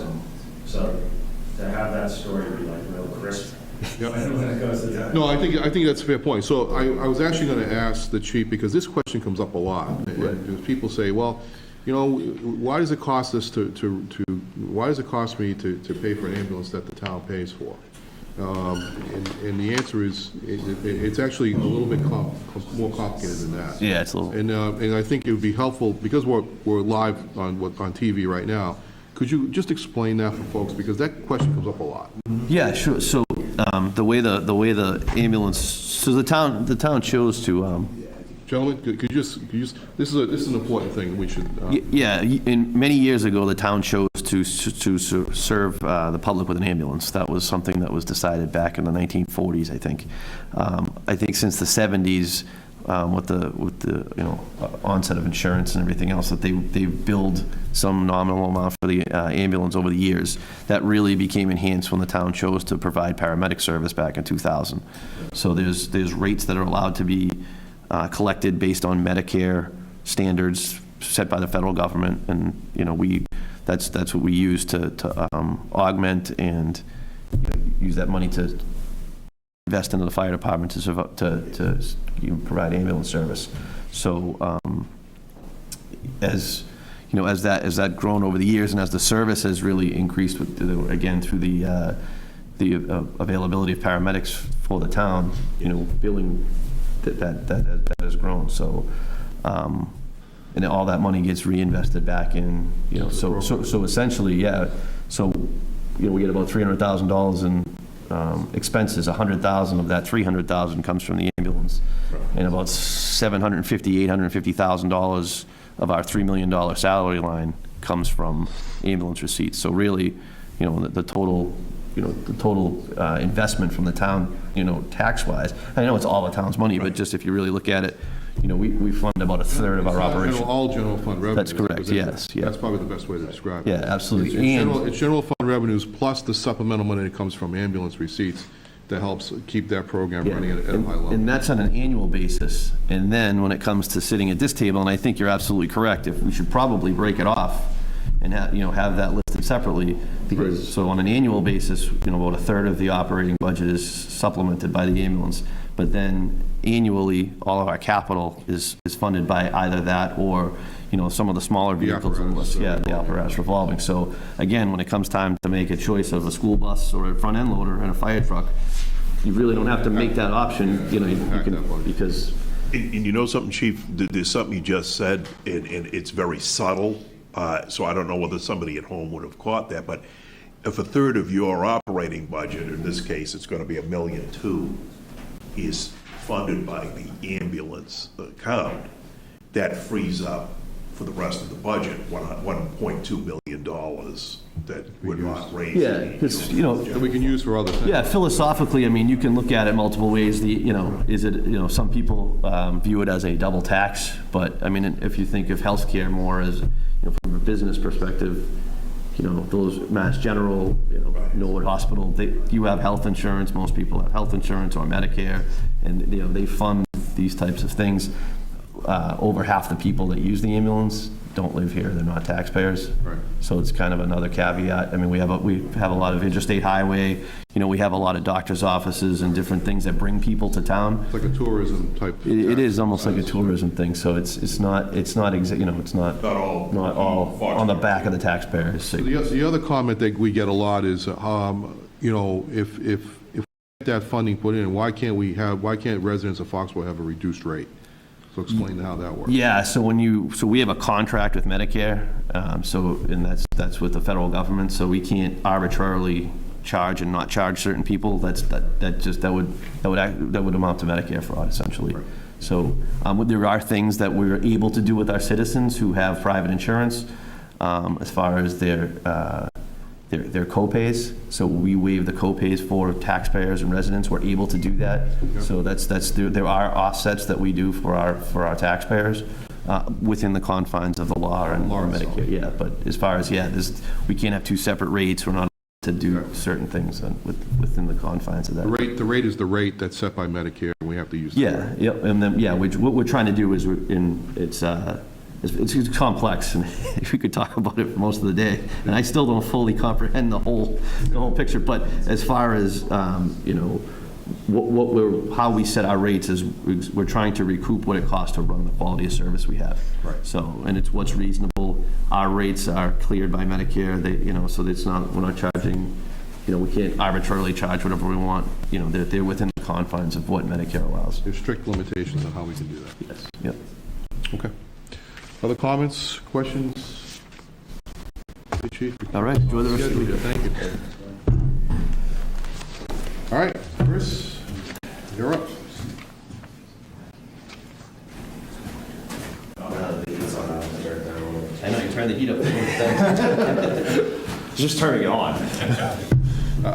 Just for everybody's edification, though, we do have a new town engineer coming on board starting next week, Monday. Monday. So, and I'll be announcing that with the board of selectmen on Tuesday night. So Chris won't be running around with his head cut off, but what he's been trying to do for the past several months. But we do have a very capable young man that's going to be joining us, joining the staff next week, and we'll get into that next week's announcement. Excited about that. Go ahead. All right. So we'll just run through them as we walk through them. I'll let you know where things that I want to present, because they should be known that these are things that are on our capital plan that need to be replaced. But, you know, working through with my supervisors, you know, what we can put off for another year or two, you know, based on where we stand with the minimal capital budget we have moving forward. First thing up, we have the rebuild West Street Dam and Culvert. This is something we've been working on for a few years now. We've had both Phase 1 and Phase 2 studies done on this. This is something that's set by Office of Dam Safety through the state. It's been identified as a significant hazard dam in poor condition. And when it gets to that point, they look for you to rebuild it. We've been lucky. The engineering costs to get to this point has all been done with grant funding. And now we've received a grant of $708,000 from the state to rebuild the dam. Something that comes along with most of these grants is a 25% match from the town. So we have an estimate of $948,000 for the reconstruction of the dam. Our 25% match is that $240,000. So is it use it or lose it, that thing, presumably? They've already awarded us the money. So we have that grant funding available to us. So we really have to match it. Yeah. Okay, so that's. I mean, it's not a bad, it's 3/4 of the cost of that project, which we need to do, so. And what happens with these dams when they get to the point of a Phase 2 study? You're doing a follow-up every 6 months, and that follow-up study is, you know, significant. We're spending, you know, $40,000 to $50,000 on those studies, you know, and that's every 6 months. So that's the requirement. We're working towards emergency action plans in all the dams in town. That's something that Office of Dam Safety has pushed on us to do. So anything that we own, we're responsible for, making sure is safe. So that includes new vegetation, well, removing all the vegetation, something that people probably don't realize is that most of these dams abut a pond. There's trees that grow along the edge of the pond. Well, that's part of the dam. And that vegetation, that root system actually deteriorates the dam itself. So most of them it's a road, which is the actual dam, and then there's a spillway, a culvert that actually gets the water from the pond downstream. So with this money, we will be rebuilding the culvert itself on West Street, bringing that up to current DEP standards for culvert crossings. What that does is it changes so that fish and other wildlife can actually get through the stream and up into the pond area, which is something that we work towards with our stormwater management program as well, upgrading those to meet those And I standards. think this was identified as critical about 5 years ago. Yes, probably beyond that. Yeah. When I got I here, know- we were getting letters from 2008 Yeah. saying that this is a significant hazard, poor condition dam. Yeah, I remember I think it was 5 years ago, maybe even 6 years ago. Yeah. All the time I've been on the board. Yeah, it's been identified. This has been an ongoing issue. Right. So it's not something that just popped up in the last year. Usually isn't it the DEP or EAP, one or the other starts saying, well, we're gonna charge on the dam commission there $5,000 a day if you don't start getting on to. Yeah, that's their step. If you're not doing the studies, Yeah. they understand that, funding is obviously an issue to repair and rebuild all these dams. We did work to try to decommission the dam, so get a culvert that was big enough so that the impoundment was no longer considered a dam. It just wasn't going to work in this case. So, because you had mentioned that, that this is really part of it's a road project, and that potentially we could take, instead of setting aside $240,000 of our available funds for that, we could maybe use 131 of that thousand for the, from the meals tax. Yeah, my understanding of the meals tax, and this was set before I got here, is that piece is for road construction. Right. So part of this project, again, the dam is the roadway itself. We're gonna rebuild the culvert, we're gonna remove the culvert, put a new culvert in. We're gonna build a retaining wall on one side, if anybody's been down there. There's an old metal guardrail with cable wires on that edge of the road, the downstream side of the road. We will put a granite curbing in, a sidewalk through that stretch, and then a new guardrail with the retaining wall to widen that road a little bit. It's narrow. Normandy Farms is up there, the campground, so you have all sorts of trailers and campers that are going up and down that road. So as we were looking at, we're going to be spending, so much money to rebuild the dam itself, the roadway. Let's widen out a little bit through that stretch. There's about a 300-foot run that we'll be working on. So the curbing, the sidewalk, the retaining wall, all of it is part of this project. But I think, in my opinion, that it's road construction. So we're rebuilding the roadway itself in that stretch. So how that would work is that you'd effectively then only have $650,000 for the Chapter 90 money to do this, right? Right. So that 650 would be the rest of the road construction in town, paving, any sidewalk work. Would be for everything else. Okay, so we would effectively take that and move that over to,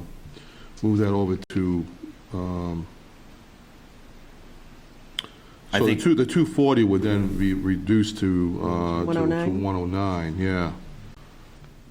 As a funding. well, I think the 240 stays as 240, but you have an alternate funding source of the Right, 130. the 130, Right. 120. So out of this, the 700,000 we have available for this capital, we would be looking for 109 for that dam project.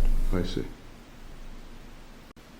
And the other piece that does go into the dam project is the water main on West Street. So we know we have a very old and tired water main on West Street that runs from south all the way up to Ponnet and Caton, up the hill past Normandy Farms to the town line. We are looking in the water side. One of the warrant articles is a $7 million bond that will incorporate funding to do the water main. We have to do the water main under the dam now, because once that's rebuilt, we're not going to be able to go back there. So we're looking, as part of the water enterprise, to do the water main as well, not only under the dam, but the extents of West Street. Okay. And just because we're on TV, I am keeping an eye on the Plainville Miramichi project to make sure that we're not closing West Street at the same time that is closed. They are anticipating they're going to be done sometime late spring. We're looking to go out to bid for this project after all the permits are set and signed. We'll be out to bid in the spring with construction late summer, early fall. The culvert piece, we have a restriction on. We have to do it during dry weather season. So that really is late July, August, and early September is the time frame where we can dam up the pond, dry it out, do that work. So we are looking at this summer, and we will work with Normandy Farm Campground to make sure that, they have a lot of notification and their temporary residents can come in from the Route 1 side of of West Street. Okay, very good. Thank you. Moving on to street sweeper. Street sweeper. So this is something that we started last year. We took, presented it last year. We have a 5-year rent-to-own agreement on this street sweeper. The cost is, I think we're $53,000 and change is what our payment actually is. So we use this for twice a year. We sweep in the spring and we sweep again in the fall. This is a requirement from DEP and EPA for our stormwater management. We have in the past rented street sweepers or paid a company to do this work. And we're significantly more to pay somebody to come in and do that. Again, I've always been, my mindset's always that a town should have a street sweeper. Mm-hmm.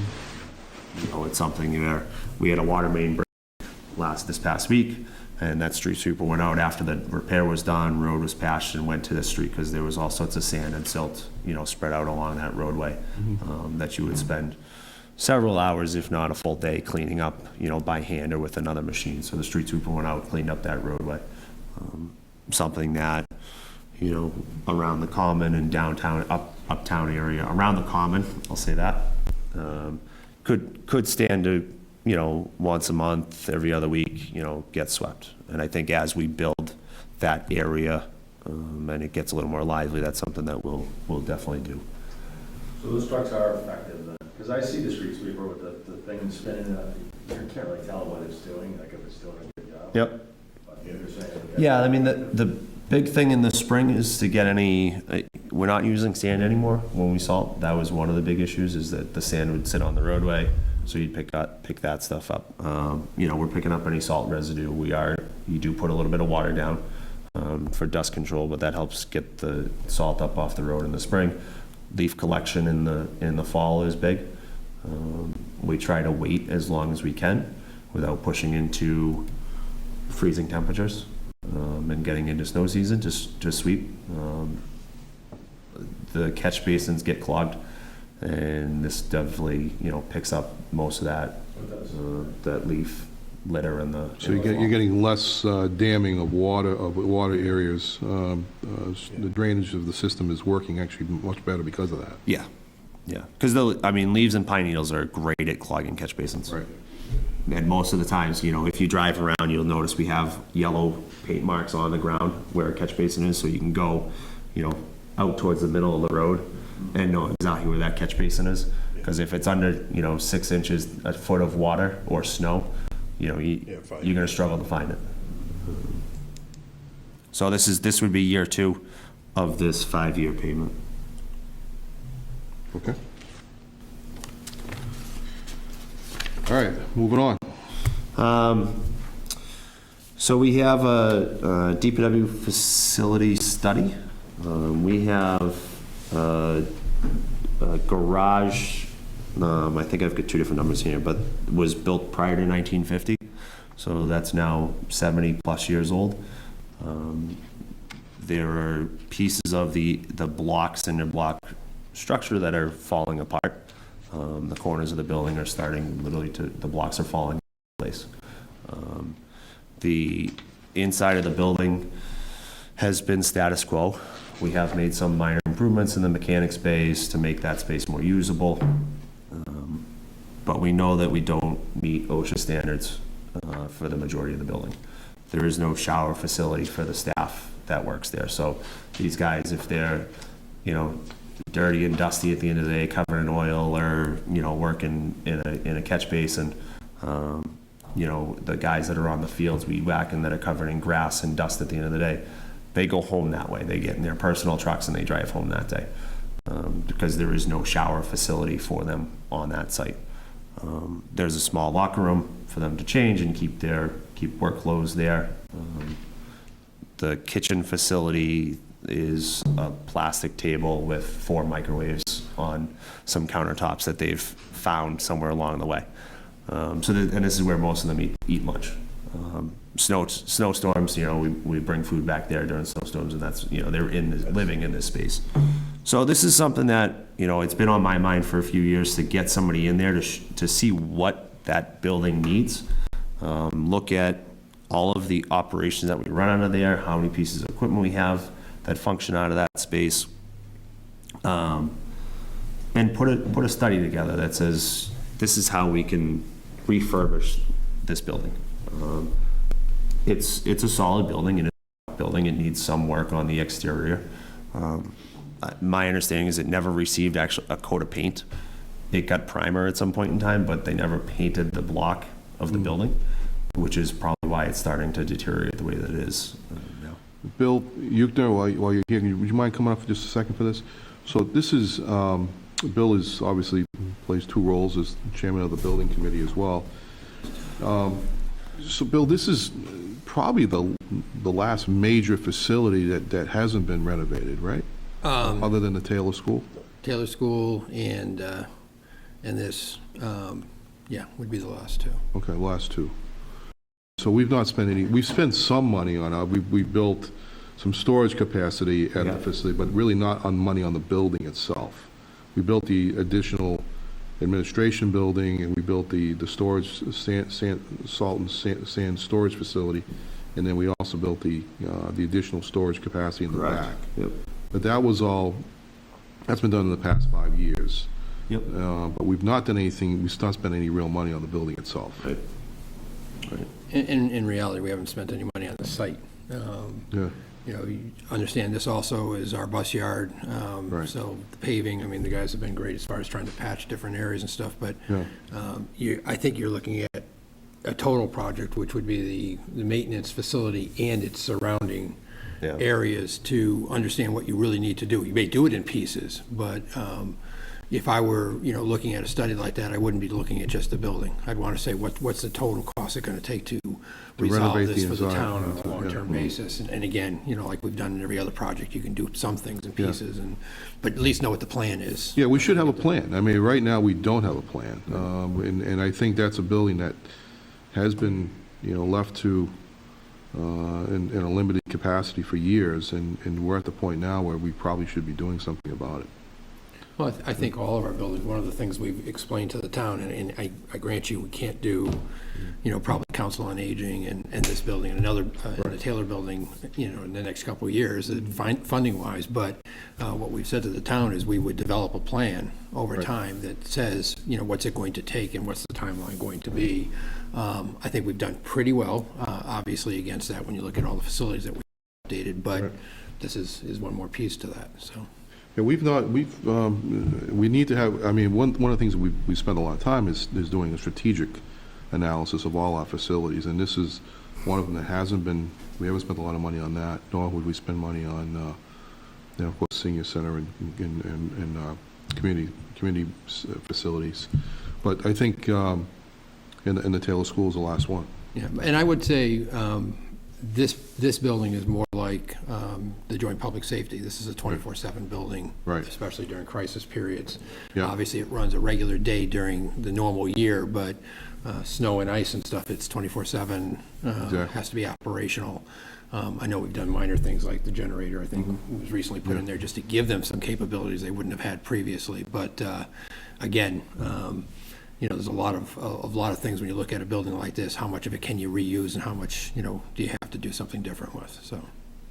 Yeah, and it's a lot. Some of it's a space requirement. We know that we have storage, but it's cold storage. Functionally from the mechanics, they are limited on space. We only they work in that one bay, and typically there's a bus, there's a police car, and then there's, their lifts are limited. So we're looking at space, at rehabbing the existing structure. Do we need to put an addition on, something with a scissor lift so we can actually get, these buses up in the air a little bit better than we are? It is time to get looked at. And I think Bill's right, looking at the facility, the site as a whole. The site as a whole, right. We added the salt shed where we did. We added the facility, this cold storage where we did. Kind of on the outskirts of the property, but it's really looking at the fuel pumps, which are on my list. The bus lot. What is the best use of that site functionally? I mean, the good news in all of this discussion, though, is that we actually have a site. We don't It's not something we have to look for. No, and it's a good location. It's a good location, As far as actually. getting to It things, is. it's Yeah, good it is a that good- way. It is a So, good yeah. location, so. And, I mean, that's the challenge for a lot of communities. I mean, Chris and I are both familiar with what they had to do in Norwood, which was extraordinary. They had virtually no space, and so they had to build most of the facility as being self-contained. That's something that makes it much more expensive, as well as the fact that you're able to, you have very little room for actually storing materials. We have the ability to do all of that on our site, because it's pretty well laid out. All right, well, any further questions from the committee? Okay. Thank you, Bill. All right, moving on. All right. 2 lawnmowers.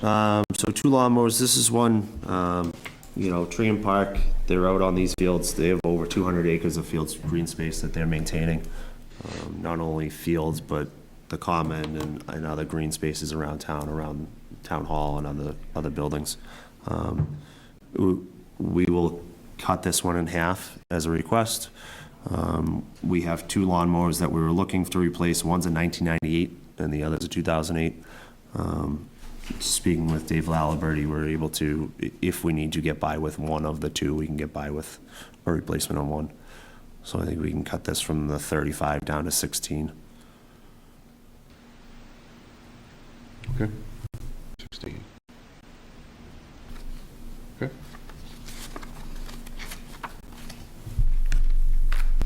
All right, replace the 2 trucks, 5 and 9. So we have, truck 5 was a 1998 International. That is no longer in the town. That is something that got auctioned off 2 years ago now, and just never got replaced. The other one is truck number 9, which is a 2000 International. We use it for plowing, we use it for asphalt, we use it for hauling material around town when we have asphalt grindings. Any material that we dig out of the ground usually goes in that truck. Something about the trucks, we have kind of 3 different categories of equipment in town. We have smaller trucks, we have 1-ton dump trucks, SUVs, pickup trucks. Lifespan of those are typically 10 to 12 years if we're pushing it. Almost all of those are all the 1-tons and pickups have plows on them. They're used during snowstorms. They're getting hit with salt. They're daily trucks. They're getting driven every day around town. We then step up the size of the truck. It's a 6-wheel dump truck. It has 5 to 7 yards of capacity in the bed of the truck itself. Those are trucks, again, they're not everyday use trucks. They all have plows on them. They all have sanders on them. They are part of our operation in winter as well as the rest of the year. We try to get 12 to 15 years out of those trucks, depending on the winters. We have done things like replace bodies on them, adding slide-in sanders, stainless steel sanders, so they're not as susceptible to the salt as a regular metal body. And then we have the larger equipment, the heavy equipment, backhoes, front-end loaders, that we try to get 20 years out of before and that's 20 years. We've stretched some of them to 25, and then we start spending some significant money on them to keep them up and running. So these 2 trucks, truck number 5 and truck number 9, are both that wheel dump with a 5 to 7 yard body on it. So this is something, talk to the mechanic. We can, if we had to get away with one, we could get away with one replacement on this one this year. So that's something, request-wise, we can cut down to 190 from the 380.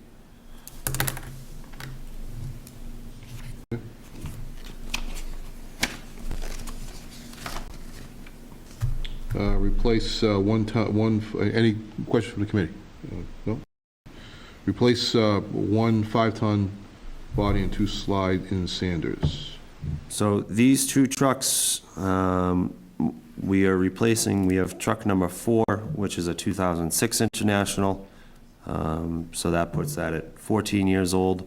We are looking at just replacing the sander. We have actually, this spring, will replace the body itself. The existing truck is a all-in-one unit on the body, so the sander is embedded in the truck itself. We are replacing the body, and then we're looking for a slide-in sander. The slide-in sander is about $30,000 to add to that. The 5-ton body plus the sander is truck number 11. It's a 2007 International truck. Again, we're looking to just replace the body and the sander on that. Again, knowing what our budget restraints are, we can push off truck number 11, which is a body plus the sander, and reduce this down to a $30,000 cost for one slide-in sander for truck number 4.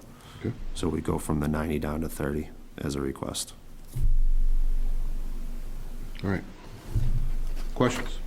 Good. To replace one 18-inch, 18-inch or 18? 18-inch cold planer? Cold planer, yeah. So this is an attachment that goes on a skid steer. We use it for when we're doing repairs on roadways, if we're filling potholes and we have spots that are deteriorated of significant stretch of road, we'll actually go in and grind out that piece of the roadway. We use it on sidewalks. If we have to overlay if a trench is settled, we'll use it to cut the edges of that trench so that we can blend new asphalt in. This is something we can push off.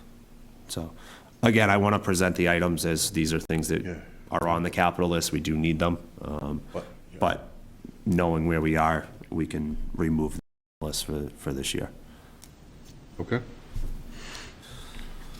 And the two-way radio system. The two-way radio system. So the DPW has a radio system that is no longer supported. We are no longer able to get radios to add to the existing system. So any new trucks that we have come in do not get a radio. Typically if we're taking a truck out of service, we're able to pull a radio out of it and make do, but as equipment gets added, we would like to add the water department to the radio system as well in the future. With our existing radio system, we're not able to do that. It's no longer serviceable. We can't get parts to replace things as they break. With the hands-free law now in effect, this is something that's going to hinder, our operation as in particular with snowstorms and other, storm-related events as we're moving around town. We have added, phone holders into all the trucks, but they're not. Most of these trucks aren't Bluetooth compatible. So we're trying to find ways around that hands-free law. The two-way radio is something that's allowed. So along that line, the thought, of course, is it, clearly it would nice to have the radio, but virtually everybody has a cell phone. And I'm wondering if it makes sense for just to be looking at that, and what's the limitations on that? You said a lot of them on hands-free, but you can more or less do hands-free just using the phone itself, and because it's, you can do the speaker, or you can just do it, push the button, set it up in the holder, and plug it in and go. Right. Is that the better way to go, given the circumstances? It's $185,000. That's a big number. It is. It's significant. Possibly like a bring your own device credit program, or Well, we could, we'd almost be better off to buy cell phones for everybody and just say, look, so, I don't know, do you have any? That's what the chief is trying to do this year, isn't it? Yeah. By no means an expert in radios, but Yeah. it may not be better off buying everybody cell phones. Well, I'm just throwing out ideas here, obviously. In terms of the radios, there's a cost to maintaining the equipment, but there's no monthly reoccurring expenses. That's true. Two, as we see with the cell phones and the push to data and 5G, all of the major carriers have been restructuring their plans. In terms of operational efficiency too, you have drivers operating in a snowstorm, and maybe there's a call for service somewhere. It goes out over the radio, kind of like a party line. Everyone can hear it, and then sometimes people can say, I'm in that area, or I just took care of that. Yeah. So in terms of operational efficiencies as well, there's... And to that point, we do have instances where dispatch puts out a call to the DPW and, you know, there's 3 or 4 supervisors that are able to respond to that over the radio. Exactly. You know, All right. then they're not searching for a phone number at dispatch, they're, you know, just able to pick up the handheld and make the call. I'm just stating the obvious, that the question would come up, I'll say, well, why don't you just do cell phone? So, well, that's, and that's a good reason. That's a good reason why we don't do that. Chris, they don't offer, oh, sorry. No, I'm just Yeah. thinking it through. They don't offer like they do with the sweeper or lease to own for the radios? The problem is that our existing system, you know, we have close to 60 radios on that system. So we're looking to replace all of those. There's no way to convert a couple radios and then be able to join into ours. What I was saying, is instead of like the 180 all. Oh, I see, maybe to do over it all. 4 years and then buy it out at the end for $1 or something like that. Yeah, could you pay for it, like you do a lease purchase agreement, like you say, it's over Yeah. 6 Yeah, years, just buy the 30 whole grand a thing, year, or but then do it over 5 or Yeah. something like do it that. in 5 years. It's something that could be looked at. Yeah. Off the top of my head, I don't know. Yeah. I mean, but they might not do it for that kind of electronics or something. I mean, so this is, you know, as we get into, again, numbers, this is, it is an issue. We have, like I said, we have trucks, and the vehicle I drive is, you know, a case where I don't have that two-way radio in it. Right. And I don't have a radio to buy. There's nothing that I can buy to put in and actually There's nothing connect to the system. compatible that will work. So, you know, that's something that, you know, we are having an issue with moving forward. Hey, Manny. I was gonna have you come on up, man. I know, because One of the other issues that we've been looking at for the past several years in the water department, because we don't have the radios, is if the cell tower goes down. We've been looking at an emergency response plan, and if the cell tower goes down, we have no communication throughout the water department at all, any of the personnel. So the radio would do that for the cell it's a phones. backup plan. Yeah, that's, So let me ask you, is there a band issue with your radios? Yes, so the bandwidth that we're on, and I don't know the exact, but it's not supported. Right. So what we would do is we would change to a different band. One of the things I may do to address this issue on a broader perspective is involve Rob Vadone through SEMRIC and see if we can talk about this on a broader level, because I think we have, this is not just going to be an issue unique to you, it's going to be unique to fire and police. He's been talking about how we address that on a 911 basis, because there is some federal legislation that's causing some issues with the banding that we need to really address before we actually spend serious money on radio systems. So I think we're going to have a conversation about looking at this on a broader perspective. Yeah, and I mean, this is something that, like I said, this is affecting, you know, replacements and any new vehicles. You know, so the majority of the equipment is still viable. Yeah, But like I said, we're not able to build on that system anymore. right. Again, this is something that, you know, no money's been spent on the radio system in the highway department and the DPW. Okay. Probably for 15, 20 years. So how many people are on how many radios are functioning, or how many do you use?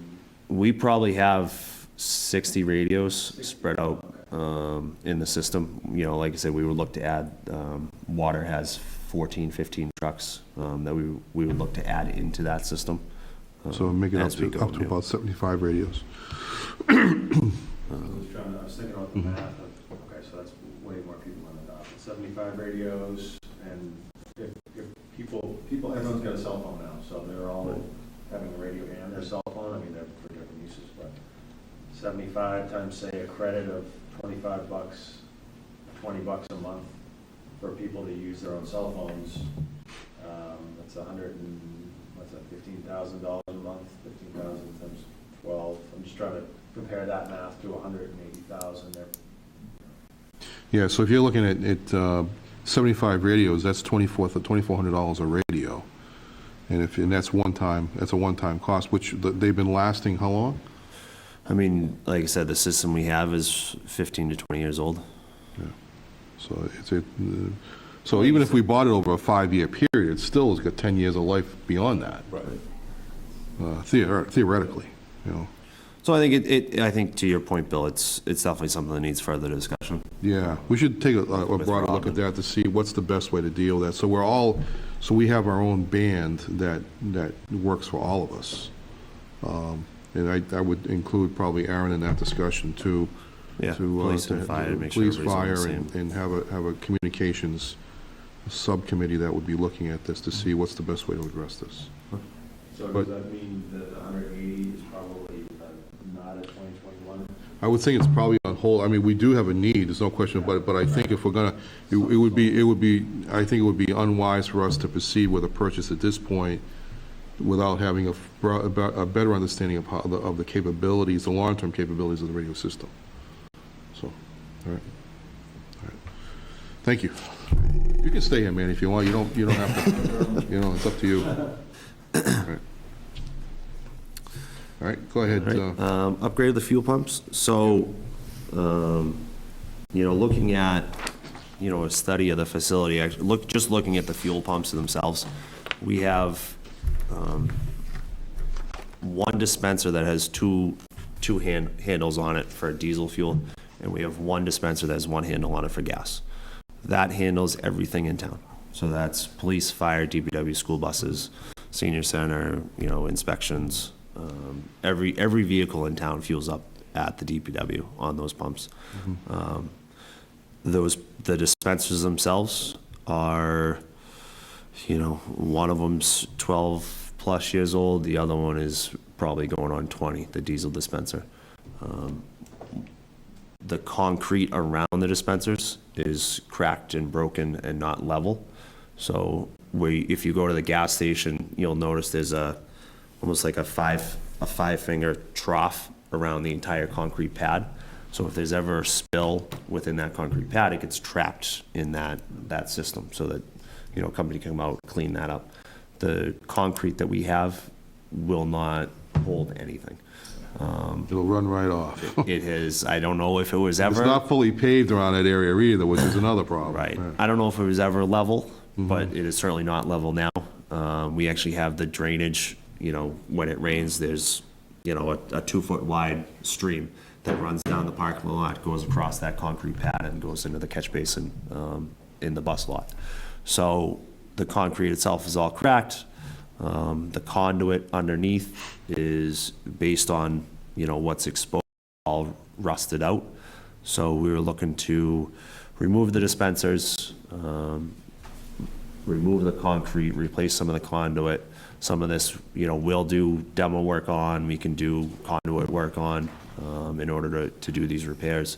The dispensers themselves, new dispensers, are $14,000 each. So we would upgrade both of those. So we would then have 2 gasoline pumps and 2 diesel pumps moving forward. What condition are the tanks in?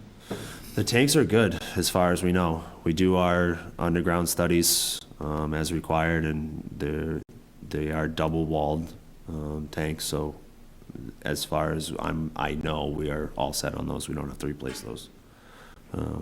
So it's really the surface, the concrete itself, and the dispensers. We have several times throughout the year, we have these dispensers in the morning, and on cold days that you stand there for 10, 15 minutes, pushing in your pin and resetting the pumps, and they just don't pump. So we're looking for $40,000 to do some of that work, to do those upgrades. Okay. Replace truck number 10. We'll take this one off. It's a 2012 Chevy Silverado. It's got 120,000 miles on it. We'll push it for another year. Okay. And replace the 1995 Case Batco. We'll pull this one off too. All right. Again, it's a heavy equipment. We get 20 to 25 years out of them. It does need probably $3,000 worth of work right now to make it workable again, but again, based on where we are budget-wise, we'll sacrifice that one and do the repair work on it. Chris, just a question. We didn't address this earlier, but the 5-year rent-to-own on the sweeper, is it still viable for us to use that from water, that come from water? The funding for that, or is it, would you, your preference? Based on what we'll present on the water side in a minute, I would say no. Okay, all right. All right, that's fine. I just need to know that answer, so before I understand the funding side. So just to look at your, before we get into the water side, what I'd like to look at is, you've got 240,000 you need for the West Street Dam. for the dam, 55,000 for the sweeper, 40,000 for the DPW facility, 16,000 for the mower, 190,000 For the 2 trucks. for the one truck. Yeah, right? we'll cut that in half. We'll just do the 1 truck. Yeah, which is 190. So the sander, which is, We'll do 30,000 for 30,000 on one that. slide-in sander. yeah, and 40,000 for the fuel pumps. Yep. So that gives you a revised request of 611,000 versus 1.338.5, right? And if we were to use 131 from the meals tax to Yeah, offset that 240. to offset the 240. I'll get into the funding piece in a second, but I just want to understand those requirements off of where we are. So let's just take a second here, because, let's understand where we are with the funding requirements. So again, going back to what has been presented so far, we had 35,000 from the elections and registrars. I mean, I'll leave that in for now. I mean, we'll rank these in a minute, but you've got 200,000 from the town, 20 for the assessing, rather, in information systems. The 29,000 for the inspection vehicle, 150,000 for the town municipal buildings. We have, let me see, here we have the school request has been altered, right? So that's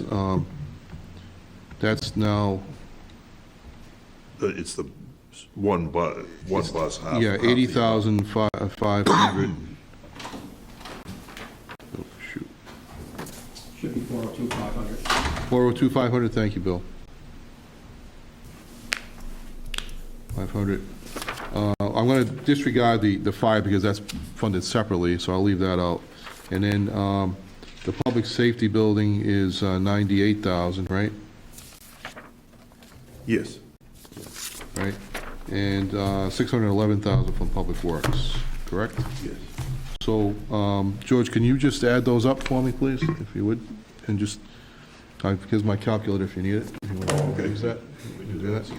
And then that'll give me a perspective as to how much, we have out of and how much we're going to have to fund it will be a difference. But I think realistically, we have $971,000 in funding capability at this time, right?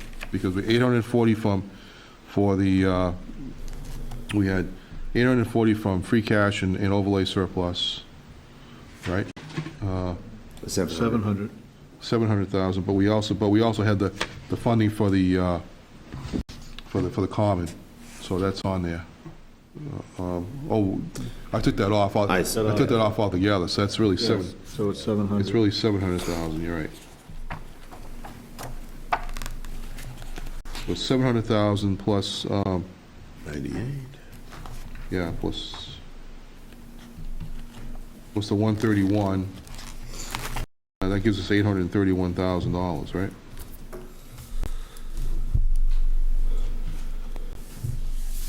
So it's 1,525,568.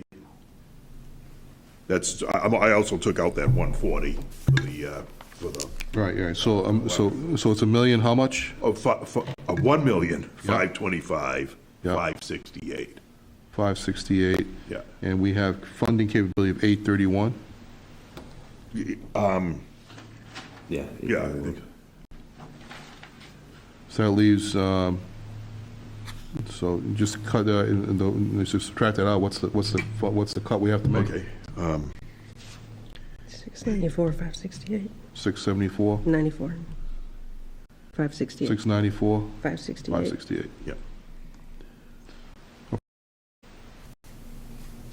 Okay, we'll come back to that in a few minutes, all right? All right, so the next is something that is self-funded, so we'll have to take a look at that, so, but Manny, why don't you go into, take a look at the water? So, first thing on the list is the truck. Yep. So truck number 13, it's a 2012 Freightliner. We're looking to get that replaced. It has numerous mechanical issues and rust issues on that truck there. This is a truck where I believe we're on our 6th radiator with this truck. It is also a truck that somewhere shortly after we got it caught on fire. So it's been repaired to that extent. It is something that every time it seems to go out, it's a larger 6-wheel dump truck. We do use it for plowing. We use it for digs. It tends to be a day-to-day use truck that we are just spending way too much money on to keep it in the fleet. So we're looking. With that history, you should probably change the number. Probably. Yeah.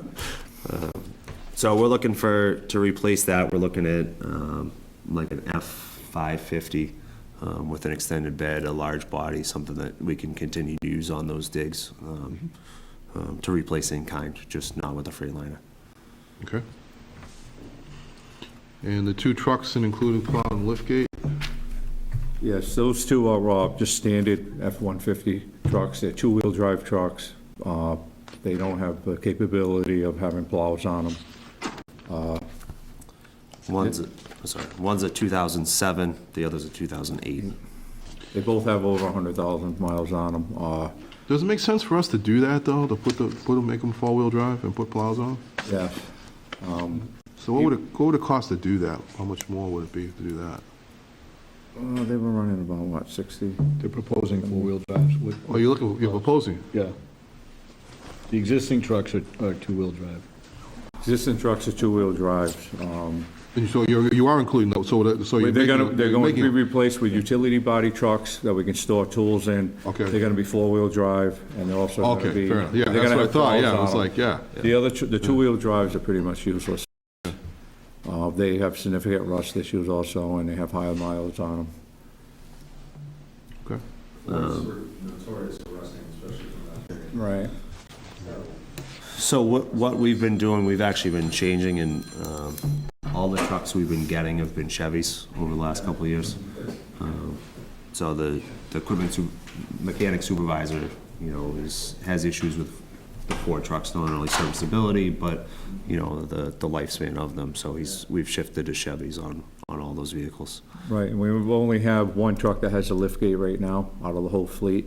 So the liftgate actually, obviously helps with injuries and transporting fire hydrants or whatever else we need to use them for. And just for clarification, we have, I think, all but one water department staff does plow for us in the winters. So there are 2 or 3 that are dedicated to the treatment plants and the lift stations and the other well sites. The rest of them are on routes, on roads. So that's why, for clarification, these trucks are coming with plows, because they do plow for us.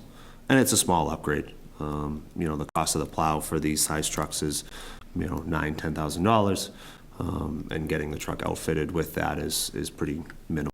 So, these guys, as much as people don't like plowing, they're all willing to do it for us. So they're all part of that snow and ice team. Great. Vehicle storage unit? So as we move towards completion of our 3rd treatment plant down on Pumping Station Road, we're looking at the facility and the site as a whole. We have one small garage now that functions as a garage, as well as office space and a lunchroom for the staff.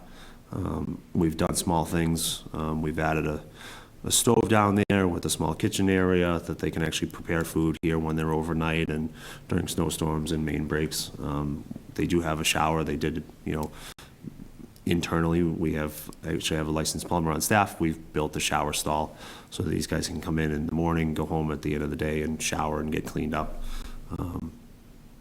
But the garage space is limited. I think we're able to squeeze, and I say squeeze, 4, maybe 5 pieces of equipment in there. So we are looking at a storage facility. I'll let Manny talk on our restrictions on parking vehicles uncovered near our well sites. Right, so zone 1, it's, we can't have the trucks outside by our well site, especially all the new wells we're putting in. So right now, we have all our trucks parked down at the DPW office. Inside the building, we're able to put the backhoe and a few of the excavators and stuff inside. Otherwise, everything else is outside. The plows are outside. We had to rent some connexes, metal containment storage areas to put all our hydrant pots in and everything. There's no storage anywhere. So we're looking to have a storage facility similar to on a smaller scale to what they have at the DPW office right now for the highway and parks. Right now, we've never had anything. Everything's left outside in the snow, rain, whatever. Okay. Yeah, what's included in that number? So that would be, likely be a fabric top building, similar to the 2 that we've put up behind 70 Elm Street, behind the highway garage. Lighting, electrical. It would need oil water separator that would then go into the sewer system that's on site down there. Any vehicles that are parked inside need a trap that end up in the sewer system. So that's a build out of that fabric top building. Have they priced out? Has that been priced out already, or how do we know? We have not priced that out yet. The 2 that we spent behind the highway garage, with a lot of internal labor, the larger of the 2 was $330,000. And then the electrical work on top of that. So that was just the frame and the fabric top itself. So this is something that we are looking at our rate study now to see if it actually fits. I want to present it. It is something we need to move forward with within our rate study. I'll be honest, it's not going to make the cut. But again, going through the process, making sure that we're presenting that this is a need. I don't want to catch anybody off guard. A year from now, it is something that we do need to move forward with. But some of the other larger items that we have, the warrant article that we have, we'll talk about that in a minute. That's going to affect the water rate. And I don't want to push the water rate above 6%, and then the Water and Sewer Commissioners won't push it above 6%. So something like that, 400,000 in that capital is something that's going to get bumped. All right, so that reduces your overall request to 240, is that correct? Yeah. All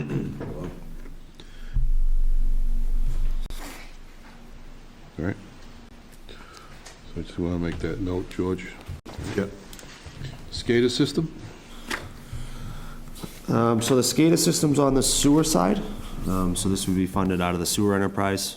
Over the last 2 years, we've been getting capital money to build out that system. So this is something where we can see and operate the sewer system, all the lift stations remotely. It also helps us with all of our tracking of what our flows are. So this would finish off that larger project. I think we spent we have 180,000 from previous fiscal years, so this would close us out on all of that work. So if we include that, your overall request is going to be $290,000, correct? Yes, Well, but one's from water, one's from sewer. Yeah, exactly. All right, so the water request is 240, the sewer request Is not 50. But the total enterprise fund request is 290. Correct, but they're 2 separate enterprise funds. Understood, yeah. We got it like that. Just for anyway, clarity, so, just for clarification. Okay. All right, road reconstruction. Chapter 90, so we've taken the 250 off, and I mean, it'll be there, but we're going to use it for, we'll reduce it on the 131, but we'll use it primarily for the other project, so we're really at 650 for that request. Yep. Right. Chris, on that one, didn't we get something that's already told us what the Chapter 90 is for next year, or is that still coming? I was looking for it this morning to see what that exact number I was. think that was for this fiscal year, right? So we had, okay. they appropriated an additional $64,988 to the town of Right. Foxborough Right. for current fiscal year. Yeah. The So may governor- push the number to what, 710, something like that? Yeah, just over 700. Usually doesn't go backwards, it's pretty much gonna be the same Pretty again steady, next yeah. year. So, all right, so we'll just, so that should be enough Yeah. to cover it, Yeah. okay. So Just go ahead. to talk about the Chapter 90 and the roadway construction. This is a year we've been doing a lot of miles over the last 5-6 years. We've made some major improvements, Beach Street, Mechanic Street, a lot of the subdivisions that hadn't been touched probably since they were built. We've been working through the majority of the roads in town. This current year, we've actually moved forward. We did a ADA self-assessment on all of the sidewalks in town. So we have a list, and we've put a plan together that shows to be compliant with ADA, we are earmarking $75,000 a year towards sidewalk improvements. What that does is it lets us do sidewalks and forces our hand to do sidewalks, but it keeps us out of trouble with ADA. As long as we're spending that money each year and moving forward with that plan, we can't get fined, we stay out of trouble. As well as improving the sidewalks in town, which I think is a benefit for everybody. We are looking at closing some network gaps with that funding. There are pieces on Cocasset Street where the sidewalk just ends and there's, 1,500 feet later, it picks back up. So we're looking at closing some of those network gaps, as well as getting rid of, vertical curb at intersections. So anytime there's a street intersection, the sidewalk ends, it's supposed to end with our handicap ramp with a detection panel. We have a lot of places where it's just a straight vertical granite curbing. So whether you're in a wheelchair, whether you're on a bike, whether you're pushing a carriage, that's a hazard. So we're working, and we will be working towards replacing those and improving the system that way. Some of the other things we're looking to do this upcoming year, East Belcher Road, as you get down past the S-curve of where the Comcast building is, you come back up towards Spring Street. It's very narrow there. The road is I would say currently the worst road in town. There is a new subdivision going in there. They're planning on construction this summer. I am looking at the piece of the roadway where it's narrow, getting rid of some of the ledge, getting rid of some of the trees, finding out what our true layout is of that roadway, and trying to widen that road out and improve what is a safety issue, in my opinion. The other piece that we'll look at along with some paving is the Cocasset Street, East Street Island. So as you go down under the railroad bridge, that island on the left where you have really two ways on and off of that piece of East Street. We had Norfolk County engineers come out and do a survey probably 2 years ago. Yeah.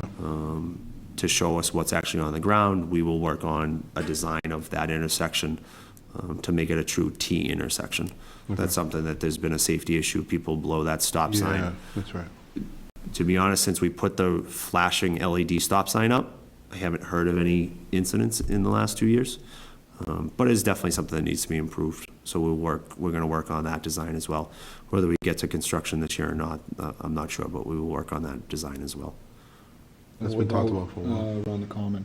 Yep, so that's something we're working on, this spring, get permanent curbing in there. That's something we'll buy the supplies, and the highway staff will actually do all the curb setting on that. So we'll come back sometime soon to the selectmen with a permanent final plan from Par Corp and get the approval on setting granite curbing. If we're going to do concrete islands, that's a landscape preference. We can do a couple barrels up there similar to the rest of the common and make it fit.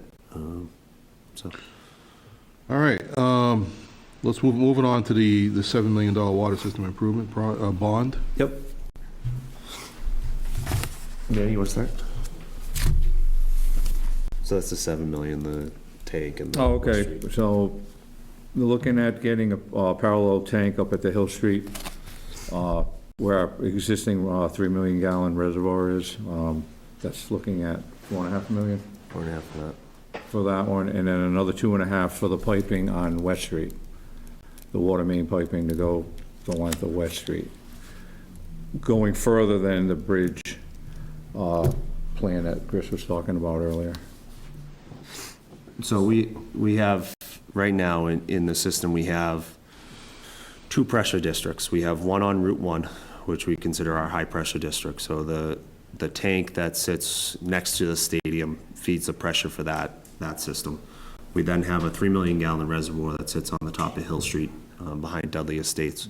That feeds pressure to the rest of the system, the normal pressure zone. A couple of years ago, we did a pipeline project on Main Street on 140, increased the size of the water main over there, put a PRV in, a pressure reducing valve, which takes water from the Route 1 side and reduces the pressure down so that we're not destroying pipes and faucets and everything else on people's homes on the rest of the side. There is an abandoned tank on Main Street. One of the unintended consequences of taking that tank offline and abandoning that is that we don't have redundancy in the system. So the Hill Street Reservoir is under asset management. We have a company that is now in their 6th year of maintenance of that Hill Street tank. They're looking to drain it. They're looking to clean the inside of it, do any chemical treatment that they need to on the inside of the tank. We don't have a way to feed pressure into the system without an additional tank in the system.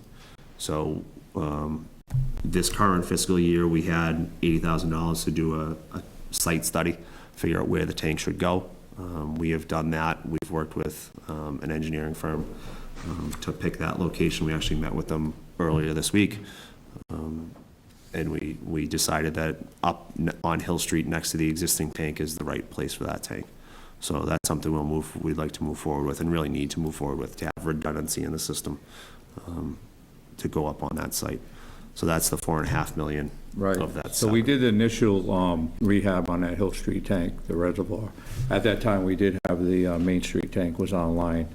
So we were able to do it, but we lost that 1 million gallons. And like Chris said, it's no longer possible to maintain the pressure throughout the whole system without an additional tank.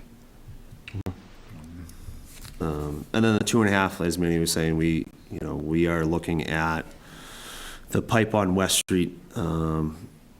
I've been here 6 years in a couple weeks, and I've seen the pipe break up near Normandy Farms probably 8 times. So we have an issue up there. The pipe is undersized. It's an AC asbestos cement pipe. We know that it's in bad shape. And there's also pressure issues as you go up the hill towards the Connet Caton neighborhood at the town line, where that 6-inch pipe needs to be upgraded. Not just replacing in kind, but we need to replace it. Anytime a hydrant gets open, we flush in that neighborhood. Everybody in that neighborhood loses all their pressure. Wow. So it's a 6-inch water main feeding an 8-inch water main up in that neighborhood. And like I said, anytime we do flushing or we have a main break, everybody up in that neighborhood has major issues with air pressure coming through their line. And also, like Chris was saying, we average probably about 2 main breaks a year up there, and of course, one. Engineering-wise, it doesn't work. 6-inch going into an 8-inch, No, it doesn't work that way. It doesn't work well. And of course, at least one main break is in the middle of summer, when Normandy Farms has over 400 people in there. So let's just have a general discussion about where we are with water, because is this the last of the major borrowings that you're looking at for the time being? This should be the last of the large borrowing items. Okay. There will always be maintenance on the system and repair work, replacement that needs to be done. We do have the majority of the system was built pre-1960, 1970 and earlier. And, the pipe that goes in the ground has a life expectancy of about 50 years. So anything that was built, put in the ground prior to 1970, which I'd say is at least 2/3 of the system, if not more than that, has passed its life expectancy. So we've done things, we've done water main lining projects, where instead of digging up the entire road, putting a brand new pipe in the ground, you dig a hole every 500 to 700 feet, you cut a hole in the pipe, you clean it, you line it, and then you put it back together. And there's a cost savings with doing that versus just putting a new pipe in the ground. You know, we've actually done, we did Beach Street, which was 2 miles, we did Chestnut Street was 1 mile, we did an easement from Moore Street to Spring Street, which was, you know, almost 3,000 feet. And then we've done other pipe projects. We did a 12-inch upgrade on Main Street, that was 1 mile of pipe. The AC pipe, and most of it in these neighborhoods, is a 6-inch pipe. Industry standard is anything that has a fire hydrant on it is supposed to be 8 inches. So we're able to, that pipe's grandfathered in, but it does not meet today's industry standard. So, like I said, a lot of these neighborhoods that were built in the 50s and 60s have this 6-inch AC pipe in the ground that will need to be replaced at some time. So in the rate study, we factor in, you know, a certain amount of capital item, you know, capital money funding each year. Obviously, with some of these bonds, the last couple of years, that's kind of taken the bulk of that capital cost.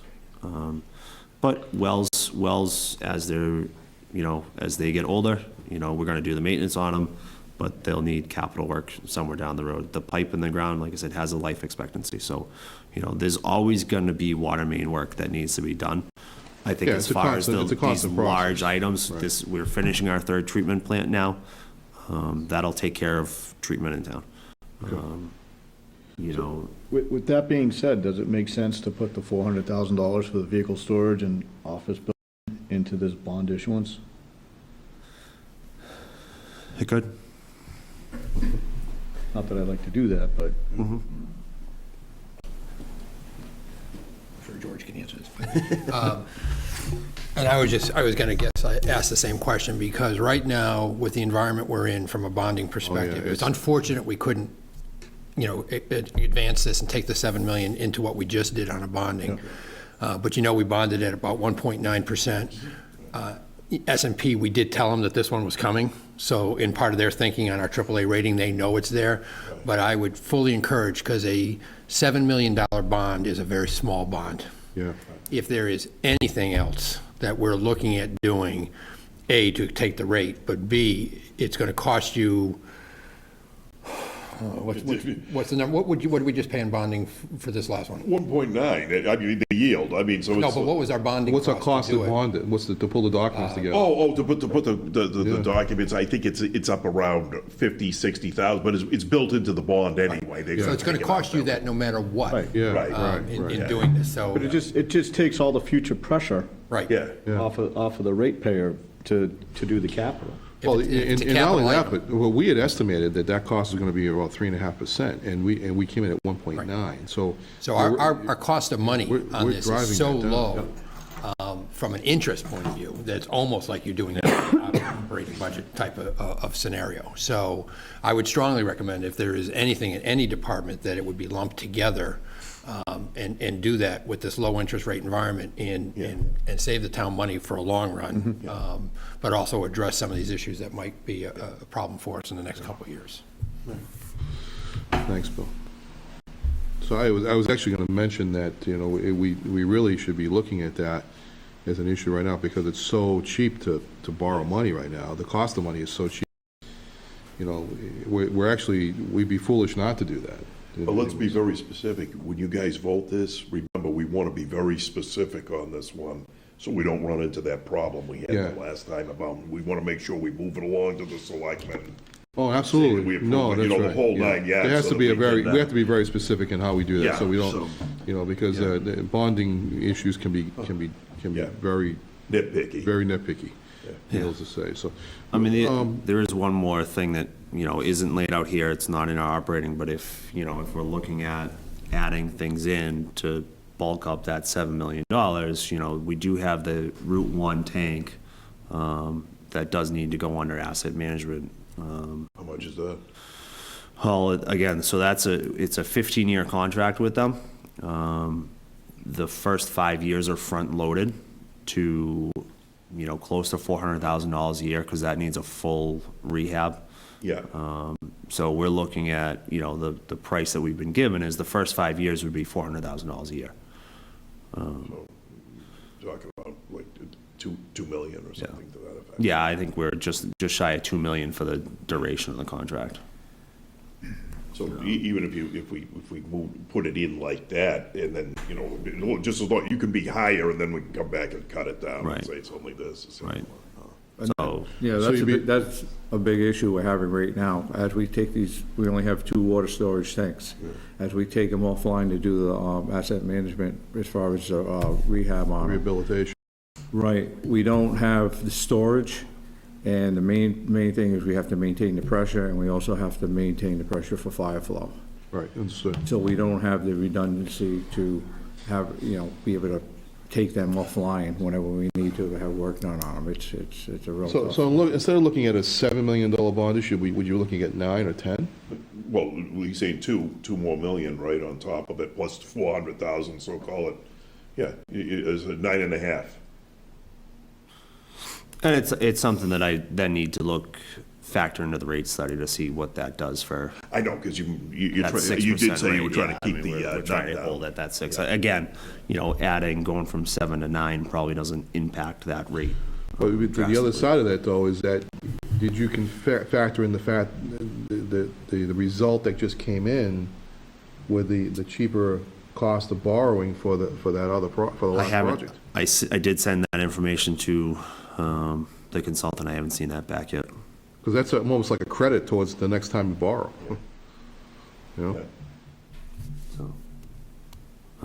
So, He was probably, when he did it in the thing, he was probably using 3 or 4% I think he at was, the yeah. time.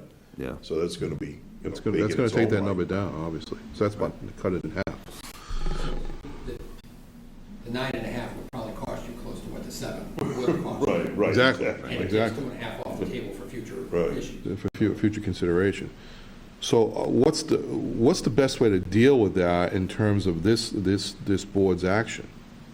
Well, like I said, if you went, I mean, as long as you're leaving enough in, then you come back and you say, oh, Jesus, it's only this. You can always cut it down, You because, can always reduce it. right, you can come in with the higher amount. What we want to do is make sure that they know that we took it up and pushed it forward. Then by the time you get to put it on you can get the number by the time it comes to the town meeting, and then adjust it to where you want it. Where you want to do it, yeah. So would the request would be that we take that number, instead of being 7 million, we make it 9.5. Right. So basically, if I recall, I'm sorry, you might as well just sit in the front row here, Bill.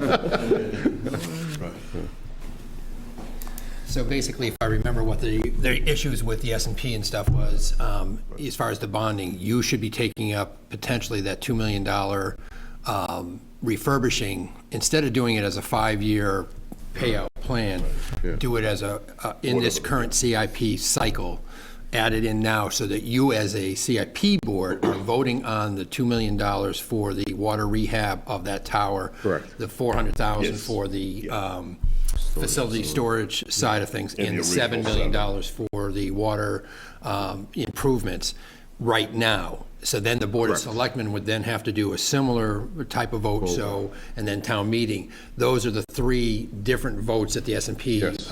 in the They bonding, want, not the right. S&P, but the bonding authorities were looking for, to make sure they were all in place and ready to go. And we essentially did that, but but they just want to remind us that we got to be careful that you do that properly and in that order. And I think to George's point, if you did that now, and then in the process decide you don't want to do the $400,000. Yeah, you can always ask for Now, less. the votes are there, technically done and appropriately handled. Right. And You don't have to You use can it. always back off, but you're not going to be able to as easily add on, You can't increase it, but you can reduce it, yeah. would be my recommendation. And I think once they finish running the numbers, Yeah. and you see that $7 million now at a $9 million, you see what the principal payments are, and you see what the interest payments are, you're going to probably find out you're very, very close, but yet you've done something that takes those 2 issues off the table for you, which are coming anyways. Right. It's not like they're not happening. Yeah, it's just a matter of pay me now, pay me later. Exactly, exactly. Yeah, that's actually just a good business decision. Yeah, I mean, From our perspective. we're almost borderlining on free money at this point. The kind of. The rate, where the rates are coming in, yeah, that's right. Free money in terms of borrowing costs. Yeah, yeah. Yeah. So, Sign me up. yeah, that's right, yeah. All right, so that wraps up the presentations. Anything else you want to add at this point? Nope. Any questions from anyone from the committee about that? So this is the deliberation piece of the discussion this morning. So, we're going to let's leave that article alone. We'll leave that as sort of the last thing. It's the last thing to discuss. So let's take a look at where we are. Again, we mentioned this earlier this morning that we are at a point where, let me see, I wrote this down and I actually moved it off. So we have total number of requests of somewhere in the order of $1.5 million, correct? Yes, I forgot what the number was, I mean, because the thing went dead on me. 1,525,568, I think. Right, 25,568. right, 1,525. No, but didn't you take off, like, the difference, like, for what we had to work with? No, so the amount that we have to work is 831,000. Yes, yes. Right? Yeah. And the amount of requests that are coming in are, actually, I have to include the 250,000 for the meals tax, correct? I have to include No, that. you took that, No, but it's still a request. Let's look at from the debit and credit side, all right? So the debit side, on the credits, the debit side, we still have to include that $250,000 request in the overall number, correct? Because I think in the overall CIP requests, yes. Yeah, that's right. The funding for the capital, or the But we don't have to general fund fund it. piece. Well, we don't have to fund it. We have to fund it, but we have to fund it, but we do it in a different, and on the debit side, we have to look at that, see what we got to work with. So 250,000, we'll say the 650 is already self-funded, we're gonna include that as a number. Right, Because that's funded exactly. through Chapter 90. Right. right. So we're gonna include that. But the 250 is the meals tax money, which we have to leave that in there for the time being. All right, so I'm gonna say that from the, let's try and make this as easy as possible. So even though it's complicated. So you had, Amy, you had said the number was 1,000,005. 25,568. 568 of projects, plus the 250. Because, now, we don't have to fund it, but that's the amount that we, so it's 1,775,000, right? 568. Yeah. And we have 831,000. Okay. So the amount of cuts that we have to make are still, you got my calculator there, George, right? Oh, So, okay, yeah, so sorry, it's, 1,775,568 minus There you go. 831. Okay. Right, is, we're gonna have to cut 944,000, right? Yeah, give me that number again, so. 1,775,568. What's the 1,775,000? The 1,775,568 are those projects that are ones that are still in for consideration. There was projects that were cut out. But you're adding the 240 from the dam into that number? Well, it's, yes, it has to go in as the overall number because, and the 240 as well as the 250 from meals tax, from the road work. We're not gonna fund it all right? So, and we'll go back to that part of it in a second. This is the overall number that we have to look at, and then we can cut back from that. You look like you're confused. I think there's a $109,000 difference you're making there that doesn't belong in there. $190,000 difference? 109? Because of the 131 from the mills tax. Yeah. That's That's in the 250. That's in the 250, right. I think So what you you're trying have to to do it reduce all. to 240. You're adding in both areas. Yeah, exactly. Okay, all right. I think your original number of 1,525,568 is what you have to deal with, and you only have 831 to fund it against. Right. Okay. So that is the 694 that you have to cut. 94. 694,000. 568, yeah.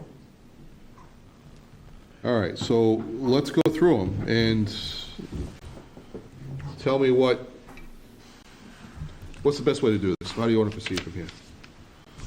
I would suggest recommendations of items that people think are not going to make a cut, and we can start that. That's it. I mean, what we have done in the past is we've gone through and rated each one of these things, and then come back with a rating, and then here's what the rating is, and then talk about it. But if we've cut some things already by a half or 2/3 on those to rate them, how are you going to really kind of filter that out? Yeah, so what I'm going to just go through is tell you what is what I think is still on the list and what's not, okay? So the 35,000 for the voting machines, I think we're going to have to wait on that. I mean, that's something that, it's not critical. It's something that we'd have to look at some point, but it's not something it hasn't reached mission critical at this point. The 200,000 on the vision system critical upgrade and the management information systems improvements, we trimmed that last year, so I'm not inclined to trim it again this year. So there's $200,000 that we really should be looking at, because those are things that we really have to be doing. The 29,068, I'm concerned that that's a vehicle and I know the condition of this vehicle, we really should be looking to replace it. So I'll leave that on the list. The 150 is the demolition of the old state hospital laundry building. Now, this is something that I think we all agree needs to be done, but is it something we can wait to maybe the fall to reconsider it? Because we're looking at the point where maybe when we have a better understanding of our free cash position, we can maybe take a look at it at that time. Because you can do that it's not like a construction project, you're taking it down. So Yeah, exactly. you could probably So put on rip it fall down. town meeting is what I you're would, saying? I would say we put it on hold for now. All right, so that takes the 694 down to 544. Am I right? 068. All right, that's minus the 150 at this point, okay? The $200,000 computer software printer upgrades and replacements, we've done it every year, I don't know why we wouldn't do it now. The 80,500 is already a cut, is a cut in half of the bus replacement, so that's another consideration to leave that in. The 82,500 is a minibus that has to be replaced, right, Bill? And the 40,000 copiers is something that we're already been committed to for every year since I can remember. That's it. I mean, when we change behaviors, we can change that number, but if we're going to do what we're doing now, then. Yeah, it is what it is. So at some point, we have to look at different ways in which we're going to do business on that point, but right now, we're not in a position to do that. All the fire items are off the table, so because those Because they're on their own. because they're being funded on their own, right? Public. The 98,000 for the epoxy seal, I think that can wait. Fall. Personally, yeah, maybe, or another, I'd say probably next year. I don't even think it's critical at this point we do it, Okay. right? So I would, does anybody disagree with that position?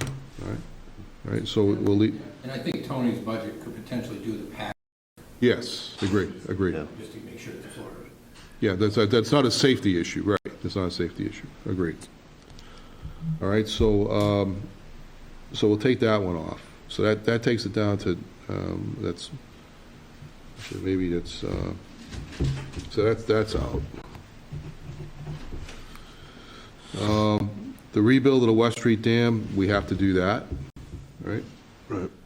The 55,000 for the street sweeper, we have to do that because we're already committed to it. Then the question is, the remaining items, the 40,000 replace the DPW facility study. I think we'd like to do that now, but I think realistically, I don't know if we can do it. Yeah. We can postpone that. The 16,000 replace the 2 lawnmowers. But honestly, we should be doing at least one of those. The one we're looking to, one out of the 2 is 22 years old. Okay. So if we can get 16, that'll be helpful. Okay. All right, so I'll leave that in for now. The 190 for the 2 trucks, But, yeah, that's already in half. it's That's one it's actually truck. one We're down to truck. 1 truck. I'm gonna put a hold on that for now, because I think that's a big number, and it's something we have to think about.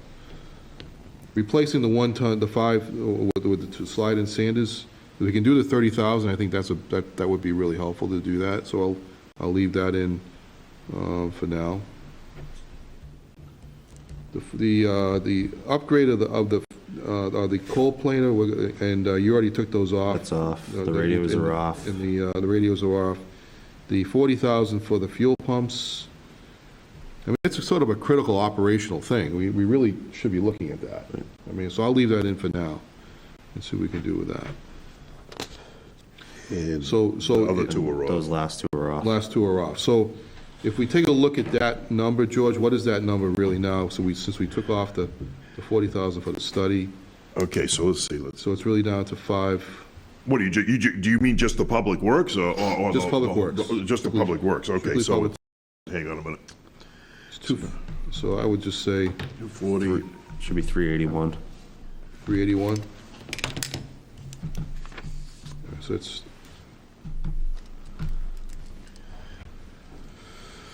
$381,000, roughly, if we took the 190 off for now.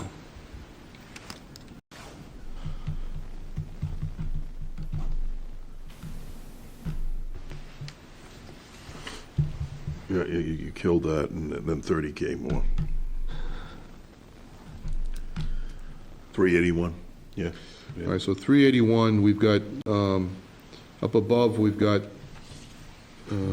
Oh, okay, so you got 200.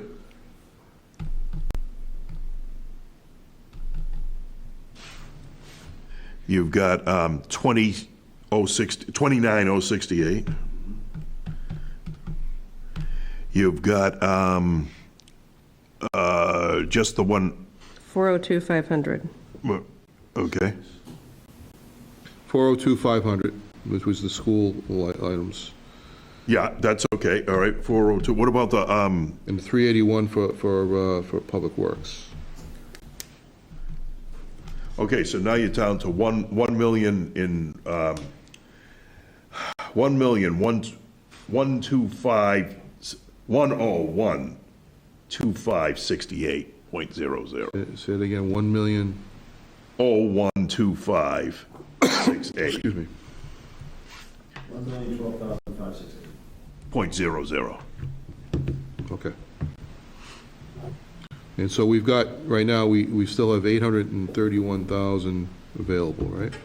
Right, oh, so you want me to subtract that off? Yep. And what's the amount of cut that we still have to make? 2 something? 181,568. To take off. You want to take off another 181.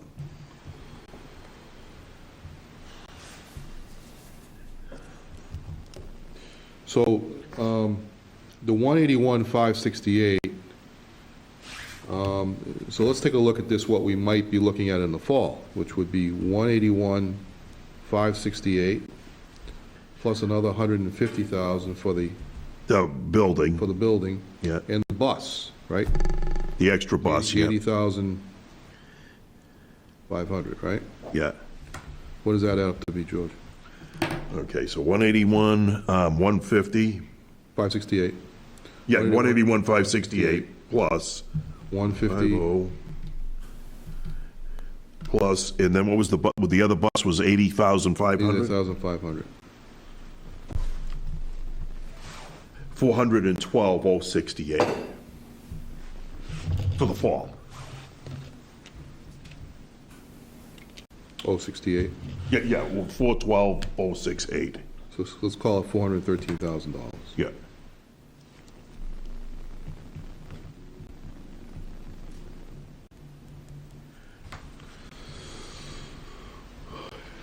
Anybody have any thoughts?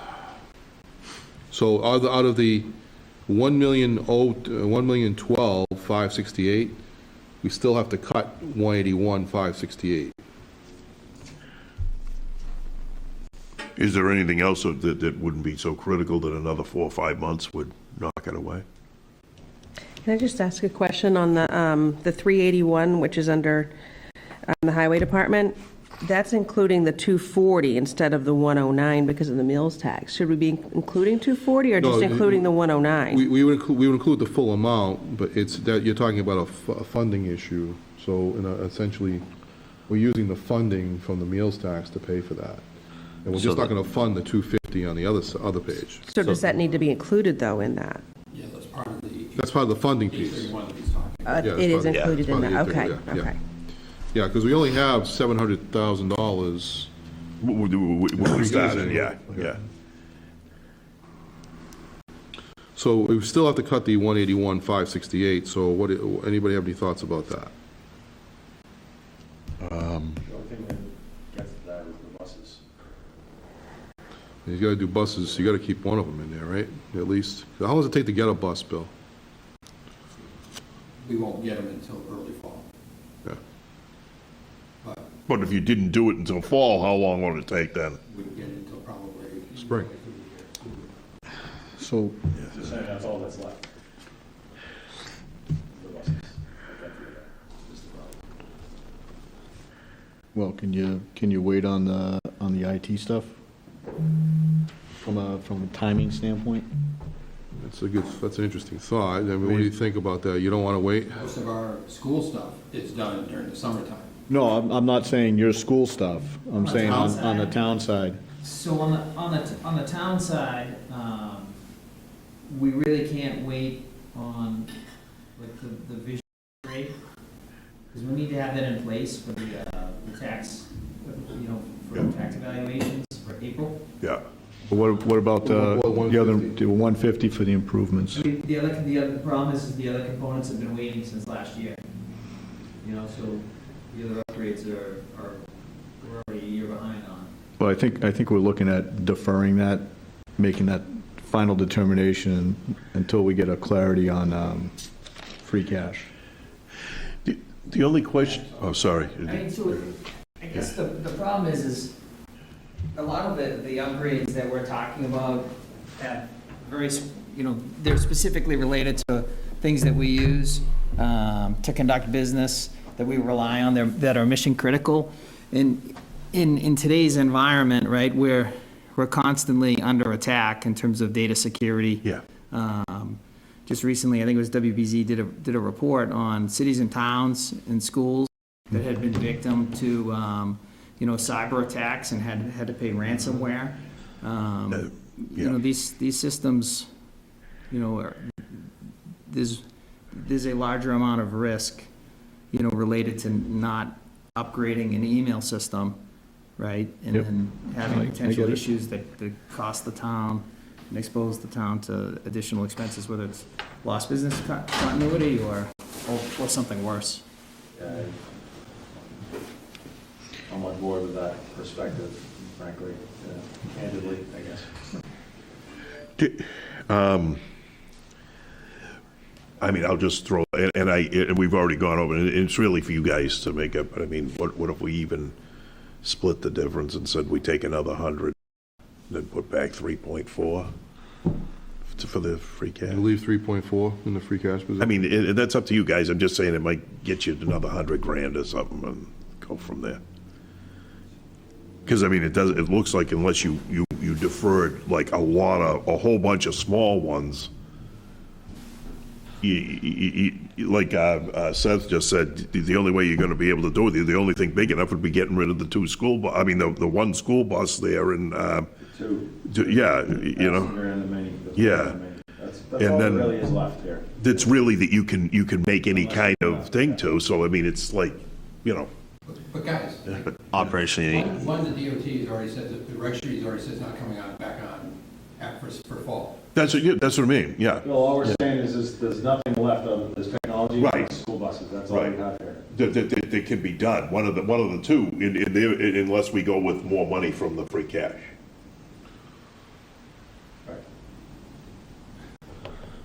Yeah.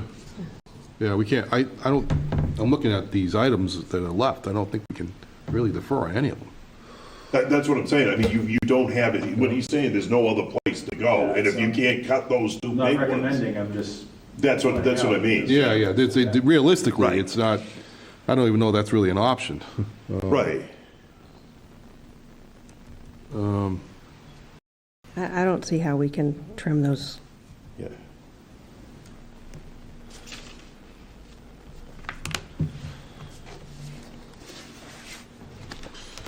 Well, I think what my thought would be is that,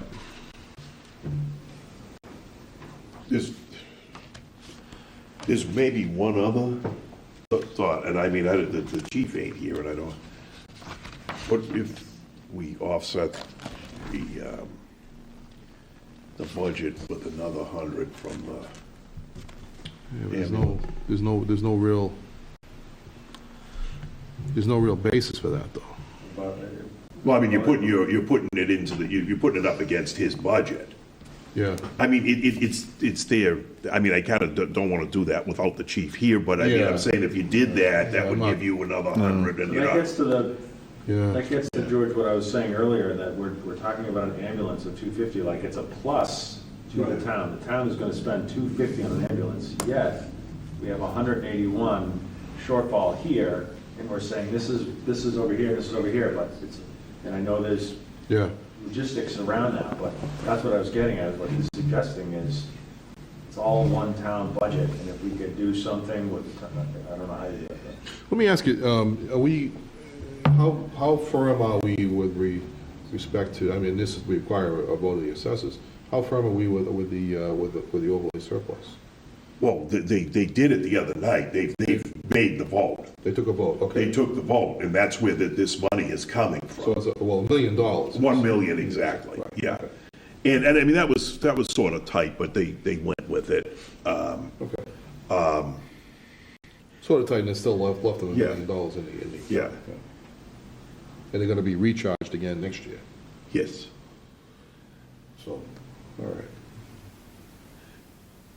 So all right, I'm only throwing this out, but all right, so you're talking, what did we say, 180? $182,000. Okay, so call it 90 and, what if we went 90 and 90? 90 from the Free cash? free cash and 90 from the ambulance by putting it more towards the other. I'm not in favor of starting to take money out of ambulance receipts that Yeah, have always I been. don't know if I wanna do that For either. fire apparatus and Yeah. ambulance. Yeah, I think we ought to be, we need to be really diligent, vigilant Yeah. in not doing that, I think, personally, but I'm inclined to think that's not a good option. I mean, we've kind of drained the well dry here. Well, it's interesting because we have, you know. It's there, We're not, yes. yeah, we're not Yeah, in a position where we really need to think that we don't have the money. We do. We're. it's meeting, The question is, finding the are we- sweet spot here. Yeah, exactly. We're trying to be careful here, and that's the point. What is free cash, though, if we take the 181 from free cash, what's the implication? It would bring it down to 3.3 instead of 3.5. That you'd be putting back on the table, which means So the that, number that people gets in front of people is the 3.3. right, In our town, in our financial policy is 3.5. No, No, we really don't have a number on Right, that. okay. But what we maintain, it's our overall, 7.5% of our unassigned and Right. unreserved fund Unassigned balance. right. yeah, which is- we're still fine with, because that which includes that also the free includes- cash. includes that plus stabilization, plus all these other accounts. Right. But what's happening we're is fine if you're now. putting back the 3.5, you're already starting with a base of 3.5 million, which might be this. Now, the other stuff closes out, and hopefully you'll be up over that 7.5%, maybe better. So, to keep this in perspective, the average amount that we've left in that account every year after we've gone through this process is 2.7 million. So we're at 3.5, so we're not, Seems we've got the cushion to do that, if yeah, you so we will. have the cushion. I mean, so the question is, do people feel comfortable with us doing that? You know, under the circumstance. Huh? All the guys, the folks that are Folks gonna vote in on board here. this panel, you know, I mean, I think that really isn't, we're not really hurting ourselves in that. So there's a perception issue in the optics, right? Yeah. So we've had free cash, build for an intended purpose. Right. To use it for the borough school, town hall. Right. And now it's coming down, right? So at what point are we gonna let it settle down and level off before it goes back I up think, again? you know, it might be a good idea to have this committee say that we will not, as a matter of policy, and then recommend this to the Board of Selectmen, that we won't let it drop below, say, 3 million.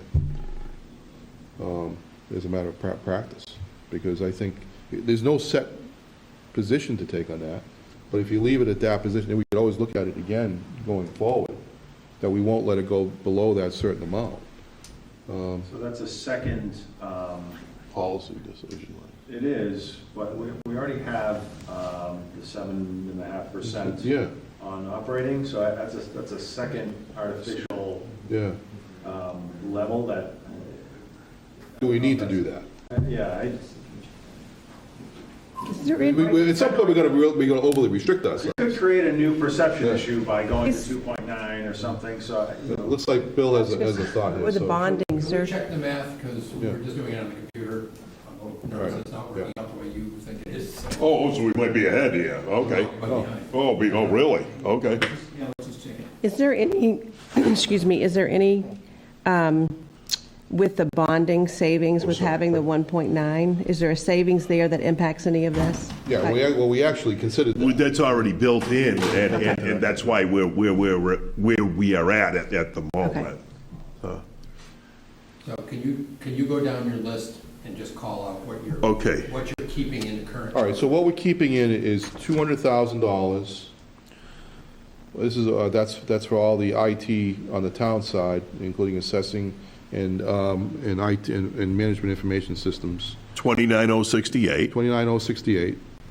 150,000. No, that was for the fall. We postponed that. 402.5. 4025.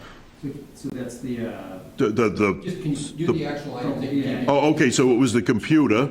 200,000 for school computers. The 80, yeah. 80,500 for The bus. The school bus. 82,500 for the minibus. And 40 for the copier. How come a minibus is more expensive than a small bus? It's- Than a larger bus? It's specially outfitted and it's air Yeah. conditioned. Oh, I see. During the summers. Oh. Does it have a lift in it, the type of thing? Or? This one doesn't. This Okay. one doesn't. So that comes out to be 402. Okay. I keep going. Okay. No, you skipped the. Okay, 240,000 for the dam, 55,000 for the sweeper, Yeah, 16,000 for the lawnmowers, yep, 30,000 for the sander, yeah. 40,000 for the fuel pumps. hold on a second. 16,000, and then what was the next? Was 40. Was, no. 30. 30,000. 30,000, okay. And then 18.5, No, you got that? Yep. yeah. And 40,000 for the fuel pumps. All right, so 182,068. Yeah, 168, okay. So we're good. That's what we're chasing then, okay. So we're still chasing the right number, right? Okay. All right. All right, so, it comes down to, if we're comfortable, we could theoretically fund this. At 182. When the 182 comes out, it would take another, $182,000 out of free cash for it. Still maintaining our financial policy level of We'd still be at 3.3 million. Right, but the policy states 7.5% of operating. Yeah, remember, Seth, what we have to remember is you don't know what that number's gonna be until, as they say, until the game is over. Meaning what, Right. 7.5% is what is gonna be that base of the 3.3 plus whatever we took in more than what we had That's estimated. actual, what I'm saying is we're building a plan right now. And Yes. so we're planning that our free cash is at the right level. Yes. Reasonable, at the right, Right, reasonable level. right. Correct. Okay. Now, maybe you don't come in, I mean, I'm just saying, I'm not saying that this is the case, but it might come in at 6 or whatever, I don't Yeah, know, that's- you know what I mean? That's Right. right, but this is the plan we're talking about. Right, exactly, right. So if we're within our target for free cash, I understand perception-wise, and we'll hear that, oh, the free cash was at this, and now it's at this. But this is a diligent, thoughtful plan, I think. Yeah. I mean, we put a lot of consideration into this, so. Does anybody have any objection to that approach? Dave? You- No, it's just, I'm just concerned that, about the revenues. Yeah. Where they're gonna come in. Did we budget conservatively enough? Yeah, we did. That we have enough coverage? Well, Because basically, when we did this, there was no coronavirus. Well, right? And that's true. There was no impact. That's true. And, so we're kind of, But tell him about the things that we didn't include in free cash this year. The big thing is when we came in, okay, last year there was some 300,000 to 400,000 that we usually bill the stadium, that because during that interim period, nobody put out the bill for, okay? So we've already put out the bill and got it back, so you've got about $300,000 or $400,000 more this year, which didn't show last year, okay? Because it came in after the June 30th. So it'll fall in, so we'll get a double hit on that this year. Right, on there, so that would at least make up for the 168. You know what I mean? The 182 that we're looking for. Right. Now, again, I kept it, when I predicted, I kept it, the 2021 at the exact amount that we took in for last year. Right. So it was like nothing went up at all, okay? So there was probably some growth. There was some stretch there. Now, the Corona thing, I have no idea how that's gonna play out. But I'll tell you, MLS suspended the first part of their season. The soccer. The soccer. So that's okay. gonna impact. That's a few thousand. And you don't know if they're gonna make those games up, or they're just gonna write them off. You don't know. You don't know what's gonna come from any concerts, if they're gonna say, no, I'm not Well, not the doing good news it. is that most of our concerts are not gonna happen until later in this year. We're looking at August. No, I understand that, but those decisions are typically made August. early because they have to reschedule all their tours, and obviously, some venues are gonna be left out. Yeah, I asked about that. I got a phone call about that this past week, saying that the, like, for instance, the Country Fest tours, the Chesney tour will not, it's still planned to be held at the same time that it was being held. So, and that's in next fiscal year anyways. So the question is our fiscal 20 revenues going to be impacted to some degree based on events happening now? And the answer is probably yes. The question is to what degree. Right. So when that happens, are you gonna have to supplement from free cash to pay for operating, for overages? The answer is no, because our budget's already set. The question is, how much is it going to impact our free cash for next year? Because our revenues are already planned to come in at a certain level. But let's not forget, though, that we don't budget the full revenue amount that comes from the stadium anyways. We limit that. We limit that to like whatever we're guaranteed to get, which is like 1.5 million. Honestly, I wish I could. This is one that, after a number of years, so this is a real, So which brings me to my point, you know? is this the right time to be,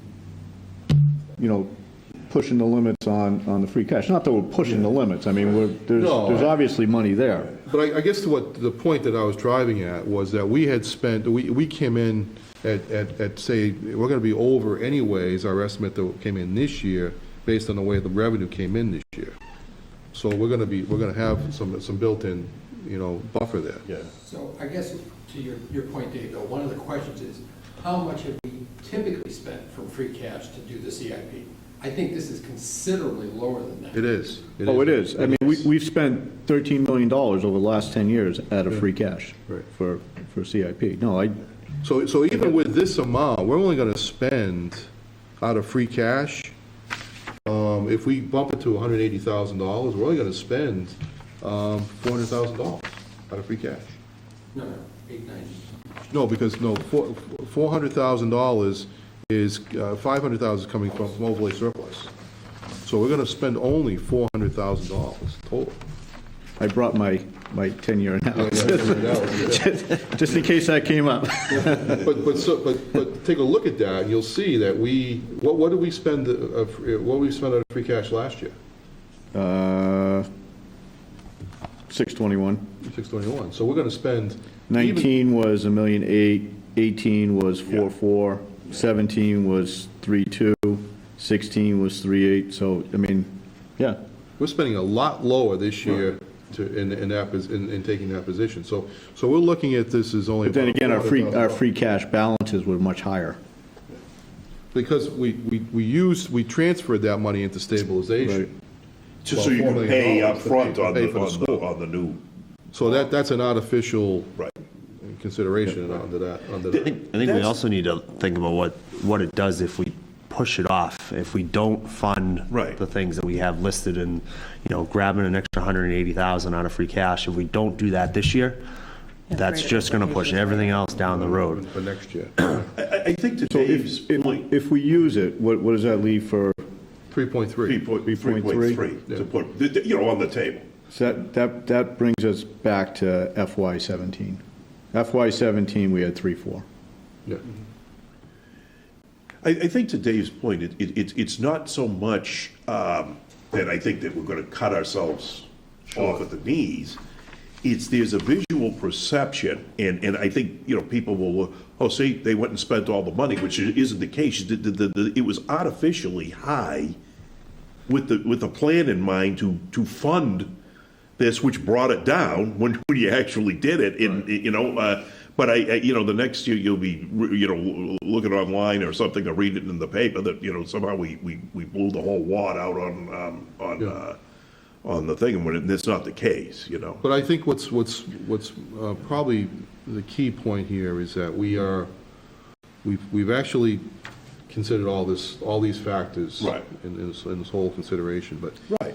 The 3.4, but still, we think the number that came in this year was artificially low to begin with, in terms of or our starting point for free cash was artificially low. Yeah, it should have been up another $300,000 to $400,000. At a minimum. Yes, exactly. At a minimum. Right. I'm being conservative. So, all right, I'm fine with it. you okay with that? All right. I get it. All right, so in the end, if that's the case, then let's take a formal vote here, if that's the case. So I'm going to recommend that we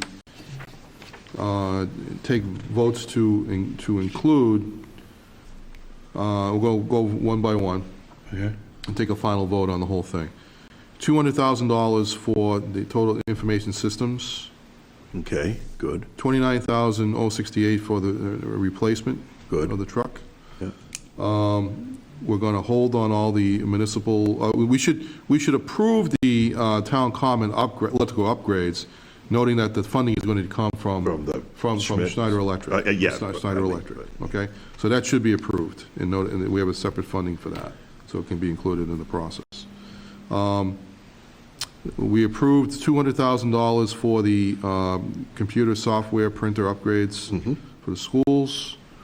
We've approved, I recommend we approve $80,500 for the school bus, for one school bus, $82,500 for a 30-passenger minibus, $40,000 for copiers, I'm going to go back to the fire in a second, okay? Yes. The, zero for the public safety building floor. Oh, okay, not on. Zero. $240,000 for the rebuild of the West Street Dam. $55,000 for the street sweeper. $16,000 to replace the mower. $30,000 for the one-ton, the sander. $40,000, or zero for the $18,500 for the coal plant, and zero for the $880,000 for the radios.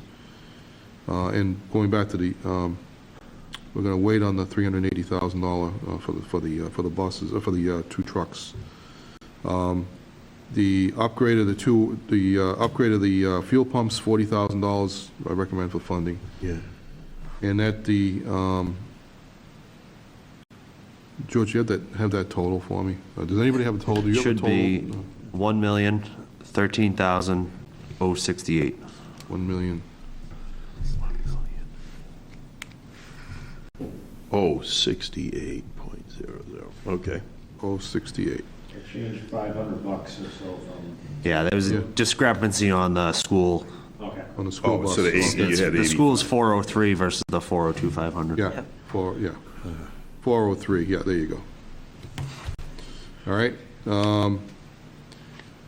We did approve, so that's the total general fund Yes. requirement? Now you want to All do right, the let's go back fire. to the fire. We recommend the funding of the squad apparatus re-chassis.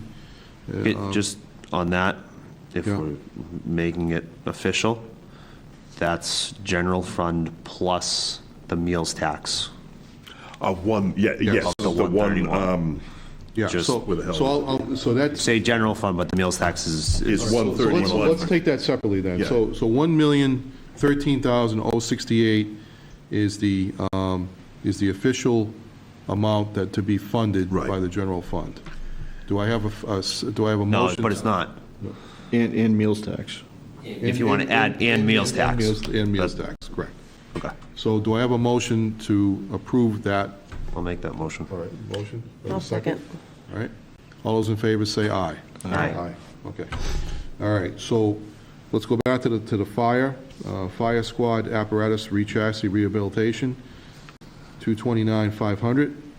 The ambulance, the new ambulance, $250,000. And the staff command vehicle replacement, $59,500. And the funding, The ambulance. well, let's take those separately, because we have to do this. The $229,500 and the $250 will come from the ambulance, or what is it, emergency? Yeah, emergency service. Emergency services budget. Do I have a motion to that effect? I will make that motion. All right. Second? I'll second. All right, second. All those in favor say aye. Aye. Good. So, Oh, do you, I'm sorry. yeah, so just, we talked about this, right? So we said basically that's the funding for it is for those two Yes. pieces, the funding is ambulance. Yes. And if this is not spent this year, it sits in a fund. Yes. That is just grows. Yes. And this is what we think is the best use of those resources. How much is in this fund right now, do we know? Yes, it was about I got it right here. about $2 million, right? Yeah, ambulance receipts, it starts off with $2,130,000. That's the balance. The balance as of last Yeah. Thursday, okay. Then we're putting $1,218,000 towards the budget, and then that would have left us $912,000. Now, here, I had a whole $539,000 coming out of here, but we're gonna just remove whatever these two pieces are. They've been, 500, is it? Yeah, Yeah, yeah, you're right. So in effect, we're using those resources rather than letting them just build and build and Yes, build. that's right. Because we never want to use those, to David's point, we never want to use those resources anywhere else. We can't. Yeah. We're limited to use them anywhere else. Ambulance receipts, So it has to go towards an ambulance-type function, so. Based on the state decides that? Yeah, it's a That's statutory law. statutory requirement. We can only use, we have a very strict limitation on how we can use those Well, funds. that's fine, you can just grow and grow and grow. But it's been historically, you've been offsetting the fire budget with it. With it, right. You know, We've been using it at against least the budget. like $1 million or so every couple of years, you know, I mean, every year or whatever. So, in the short, last 10 Seth, years. it's not just growing, we're actually evaluating it every year to determine if we Yeah. need, if we can use a certain amount of much money more towards the budget to offset the budget Right. cost. Fire budget. Yes, the fire budget, which then can means that we free up money from the general fund to be used elsewhere. Okay, so using this, so we're not just approving this because there's money sitting there that we need to use, not that I'm suggesting that they're just, it's Right. frivolous, but, But there is a plan associated with it. And then that ambulance, by adding that, is generating new revenue by having a third ambulance on the road. Right. Which will actually help grow that budget because even there's, further. I've heard pushback about an ambulance, like, why do we need a third ambulance? And the answer, like, the way we answer that is not necessarily because we have the money for it, it's because we need it. Yes. And it's revenue generating. Yes. I think, Other towns are having to come in Yes. and do Foxborough because we can't get to it, We're was my actually losing understanding. that revenue to Absolutely. other Absolutely. towns. Yeah. I think there's a misconception in town, from what I hear, that Foxborough has not grown. The population, the residents, yeah, we've had, minimal growth. We're not twice the size we were 10 years ago. But looking at, not only Patriot Place, but everywhere, other places in town, commercial-wise, Yes. we have grown. And that's something that I think people need to understand, looking at Service-wise. service-wise, water accounts, in the last 20 years, we've gone up 50%. We had 4,000 water accounts in the year 2000. We have over 6,000 water accounts now. So there is growth in Foxborough. Just because the population hasn't increased doesn't mean that That's not the only consideration. there isn't growth. And to the public service side, Route 1 is a big driver in their business, in their operation. So there is a lot of growth up there. There is a lot of growth in their department. Adding that 30 ambulance, he's able to capture that. So the third ambulance, the primary driver is revenue generating, or is it? It's service and revenue. But the net effect is you have more revenue too. Service and revenue, okay. Right. Yeah. It will provide a better service to the community. I appreciate In it. the back.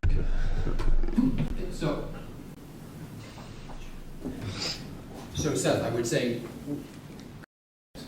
it's not revenue generating that's the driver at all. It's the fact that we can't, he just stated we couldn't service 100 calls this last year of our own residents or Right. it happened in our own town. Well, Number one. our own residents or people visiting. Yeah, Correct. exactly. But we couldn't handle our own service by 100 calls Right. this year. Right. The other side of that is, he just told you it's going to take 9 months to a year To get- that ambulance. Right. So whether you approve the additional person, that ambulance is not even going to be here till next year this time. So to a degree, that's why I was Right. kind of trying to direct them. They're two separate things in a sense that, yes, you can create more general revenue if you have another person on, but you're not going to be able to even start doing that Right. for for a year from now. Right. But the secondary side of that is, he also said his frontline ambulances go out. This gives you a secondary ambulance that's a high-end, Right. newer quality, Right. Right. ambulance. So I think when you do that, and the fact that in the end, it is going to be a revenue neutral, and the other side of it is, in almost all state accounts, and I'm not gonna say I understand this one for a fact, but almost all state accounts where you're charging a fee, if you don't have a plan that shows that you're using that money Right. towards that fee, you can't just create a fund that just builds and builds and builds. Forever, And right. still charge that fee. Correct. So, if we had something different, let's say we had another, he just got his big fire truck, but let's say we had a 6-year plan to build up revenue to buy another fire truck. Yes. Then, okay, you have a way of saying you can defend it. Right. But if right now he's saying he's defending it based on these types of acquisitions, then you've defended the fact that you're charging Right. those fees. Right. You can't just build a fund for the sake of building a fund. Right. The same holds, so it can't just- the enterprise, the enterprise, same thing, yeah. Same thing with even any fee that we charge, whether it's a Right. building fee or Right. anything like that, you have to basically be able to show what the cost of doing that is, Yeah. and how you're using it. Right. Okay. And there are towns to that point on sewer or water side where they charge a fee for I&I work. You know, for sewer, as part of your connection fee, they're tacking on extra for I&I. They've been sued because they weren't using that funding specified for that purpose. They were letting it build or they were using it for something else. So, you know, to that point, there is case law that you need to put your plan in place and then follow it so that you're using those funds and not just building this large enterprise account. So we have a motion on the floor for the approval of the squad apparatus re-chassis, two rehabilitations, there's two of them, and the ambulance new, and that is for the sum of $479,500 to be taken from the ambulance fund. And I have a second, and so all those in favor? Aye. Say aye. Aye. I'm not voting, right? No, you don't vote. Okay, all right. You don't vote, you just recorded. All right. And the staff command vehicle replacement will be taken from the apparatus replacement account. Do I have a motion to that effect? Like that motion. And do I have a second? Second. Do I hear a second? Okay. All those in favor say aye. Aye. Okay, all right. Now, so we've gotten those out of the way. So now we move to The water. the water. And so in this situation, we are looking to fund the... 240. Yeah, the 240,000 from replace truck 13 and including a plow for 100,000. Replace two trucks and include a plow and liftgate for 140,000 for the sum of $240,000. Do I have a motion to that effect? The fund, the source being the Water Enterprise Fund. So moved. Yeah. Do I hear a second? Second. All those in favor say aye. Aye. You want to Okay. take a vote on the 400,000 as bonding if available? Because otherwise you So- don't have that on the books. Yeah, so we did not include that right now, but we could. Do it with the Well, we're gonna, borrowing piece. hold on to that thought, because I want to take the sewer thing, SCADA thing first. Yeah. So, under the sewer enterprise fund, we have one request of $50,000 to fund the SCADA system upgrade, and so do I hear a motion to that effect? So moved. Do I hear a second? Second. All those in favor say aye. Aye. All right. So, going down to The roads. the roads, where the funding request here is really for $650. $650,000, and that would be to funding through Chapter 90, and that would be the funding source. Okay. The chapter 90, I know it. That's the state, that comes off the cherry sheet, right? Okay? So, that's state funding. So, do I hear a motion to that effect? So moved. Do I hear a second? Second. All those in favor say aye. Aye. Aye, okay. Separate article to be funded via borrowing, and this is for, But you have this, to vote the 109,000 on the rest of the use of the meals tax? No, so there is no other 109,000. no. There's so only because- 131,000 Which available. we did out of at the meals tax. beginning. 1,000, Yeah. okay, which is included as part of the funding sources for, which The other we part. The which we other voted capital. on earlier as part of that motion on the Yeah. general revenues, on the general fund revenues. All right, so under the separate article to be funded via borrowing, we have $7 million. Now, there's been some discussion today that we perhaps might want to consider using, bumping that number to $2 million, another $2.4 million to borrow for the maintenance of the water tank, as well as, what's the other 400,000 was The for? storage For the facility. storage facility. So that would be taking from above the item vehicle storage unit and office building for $400,000, incorporating that into the bonding number of $7 million, and increasing that to $7.4 million, plus the $2 million for the water maintenance tank, for a total of $9.4 million. Correct? Yes. Is the $2 million a solid number as far as if you just did it all? This is something. It is, yeah. Yeah, I've got a rate structure on that. It was for this extra, what was the name of the $2 million thing he didn't get? It was for the water maintenance. That's the water Route tank 1 maintenance. water tank asset management. Asset management program. It wasn't on in the first place, it was thought of doing it. But it's coming up next year. Yeah. the asset management program? So we have a company that is qualified to do tank management. We don't have anybody on staff. What they do is they come in, that tank is now 20 years old. They'll come in and do a full rehab on it.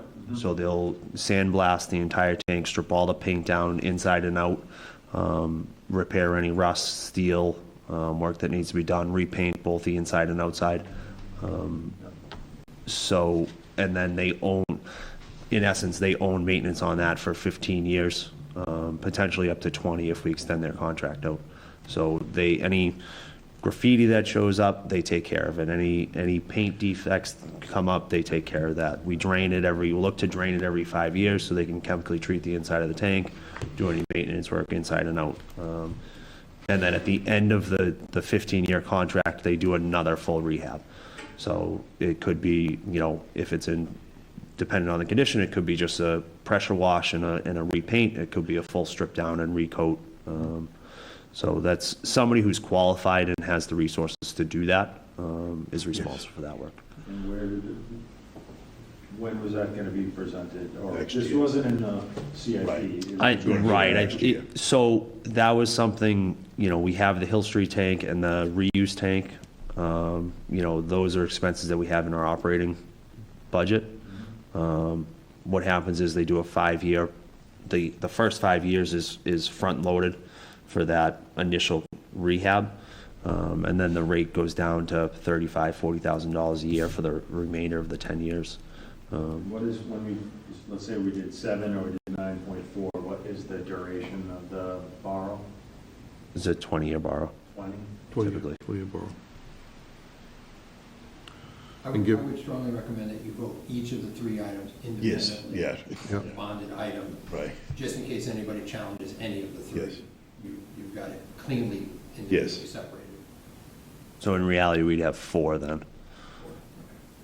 Yeah, so just put it out like that, this, and this, So 4 items? we'd be $4.5 million for the parallel tank on Hill Street. We'd be $2.5 million for the water main on West Street. Yeah, We'd be 400. up to, $400,000 for the vehicle storage unit. And then up to $2 million for the asset management of the Yes. Route 1 water tank. Yeah. And then the 9.4 would be its own article? Right. Yeah, we already have an article right now, so we didn't put the number in there, it's amount right, for. Yeah, I don't know that it's gone out. I don't think we put an actual number in, Yeah. right? It's the ability to borrow for that item. for It'd those be like items. one of these over here, Yeah, something like that. right. Yeah. So we'd have the CIP, everything, Yes. other than those 4 items. For water, it's basically for water system improvements, Yeah. so. Yeah. So $9.4 million total. So do we need to vote them separately? Yeah. So do I have a motion to approve $4.5 million to be, with a funding source of borrowing, $4.5 million for the parallel tank improvement? So moved. Second? A second. All those in favor say aye. Aye. All right. $2.5 million for the water main improvements on West Street. So moved. All right. Second. Second. All those in favor say aye. Aye. And do I hear a motion for $400,000 for vehicle, again, all of these items are being borrowed for. $400,000 for the 400,000 is. the vehicle storage facility. I understand it's that, it may not cost 400,000, or is that a good number? If it goes down, they can adjust it between now Well, and the it's- town meeting or whatever. Well, once you have it, you generally use it. I just want to make sure that's a good use of town resources, is 400,000 for that. Since they just voted it, like Bill had asked, for the 4 things, then what happens is, you're compelled when they do it, is, here's 400,000 for this. So they can't just say, well, I'm gonna go out and buy a new helicopter or something with it, it has to be just for that. No, I know, but that 400, building. it wasn't priced out. Yeah, It's, Yeah. I just want to make sure we're using. So it wouldn't, so the one thing, your point, it wouldn't be, it couldn't go any further, it couldn't go any higher than that. We don't have authorization up to can 400,000. drop, though. We can drop, but why would it drop? If Unless he the price got a come in real, less. like, estimate on it, and they came back and said it's gonna be 380 or something, then we would just And bring it's- it The down. last it's one this- was it's- 380 or 3? Yeah, we were three, almost 400. The thing is with these, until it's bid, Yeah, I don't have a firm number. I can get an estimate, yeah. which is in essence what I've given. So if the number came in higher than that, he could only borrow for $400,000, but he could supplement that with other operating funds if he wanted to, right? And by voting them individually, Seth, if your committee didn't like it, if the Board of Selectmen didn't like it or something, at least you're only chunking out one piece of it. Absolutely, yeah, right. All right. So it's easier to do it this way, so. No, I appreciate doing it this way, and I like it doing it this way. I just was taking a second to Make To sure. process it, yeah, I Just understand. because we're all, I wanted to make sure. No, it's a fair point. There's no concern. And at the end, when we get in and we actually bid it and build it, the number's gonna be what it is. Yeah. Whatever doesn't get used goes back into Yeah, the rest of okay. the budget. Yeah, And then the final, so do I have a motion and second for that? Do I have a motion on second for that? Yes, you do. Okay. All those in favor, say aye. Aye. Okay. And then the last one is for $2 million for water system, for the tank asset management program. And do I have a motion to that effect? So moved. Second. And all those in favor, say aye. Aye. Aye. All right, so again, just for the record, so the total amount of authorization for that bonding, with all four items included, would be $9.4 million. $9,400,000. All right, so let the record reflect that, okay? Is that still, hopefully that's still running, Bill? Is that still? It is. Oh, beautiful, all right. It is. All right, so then we'll have this all down on. You've got us all on TV too, George. Well, that's so- true, I'll get it, but We always go back and do that. Yeah, all right. So, is there any other business before the board to consider at this time? Did you want to get minutes from last year's meeting? You know something, I'm gonna have to come back to you with that, I don't have them with me right now. We never did take a break, so I couldn't go back and do that, so, it is getting late, so I wanna respect everybody's time here. I'll actually hold a special meeting just for that, and we can actually get everybody together for that one item. All right? Okay, all right, do I have a motion to adjourn? So moved. All right. Second. All in favor, say aye. Aye. We stand adjourned. Thank you very much, everyone.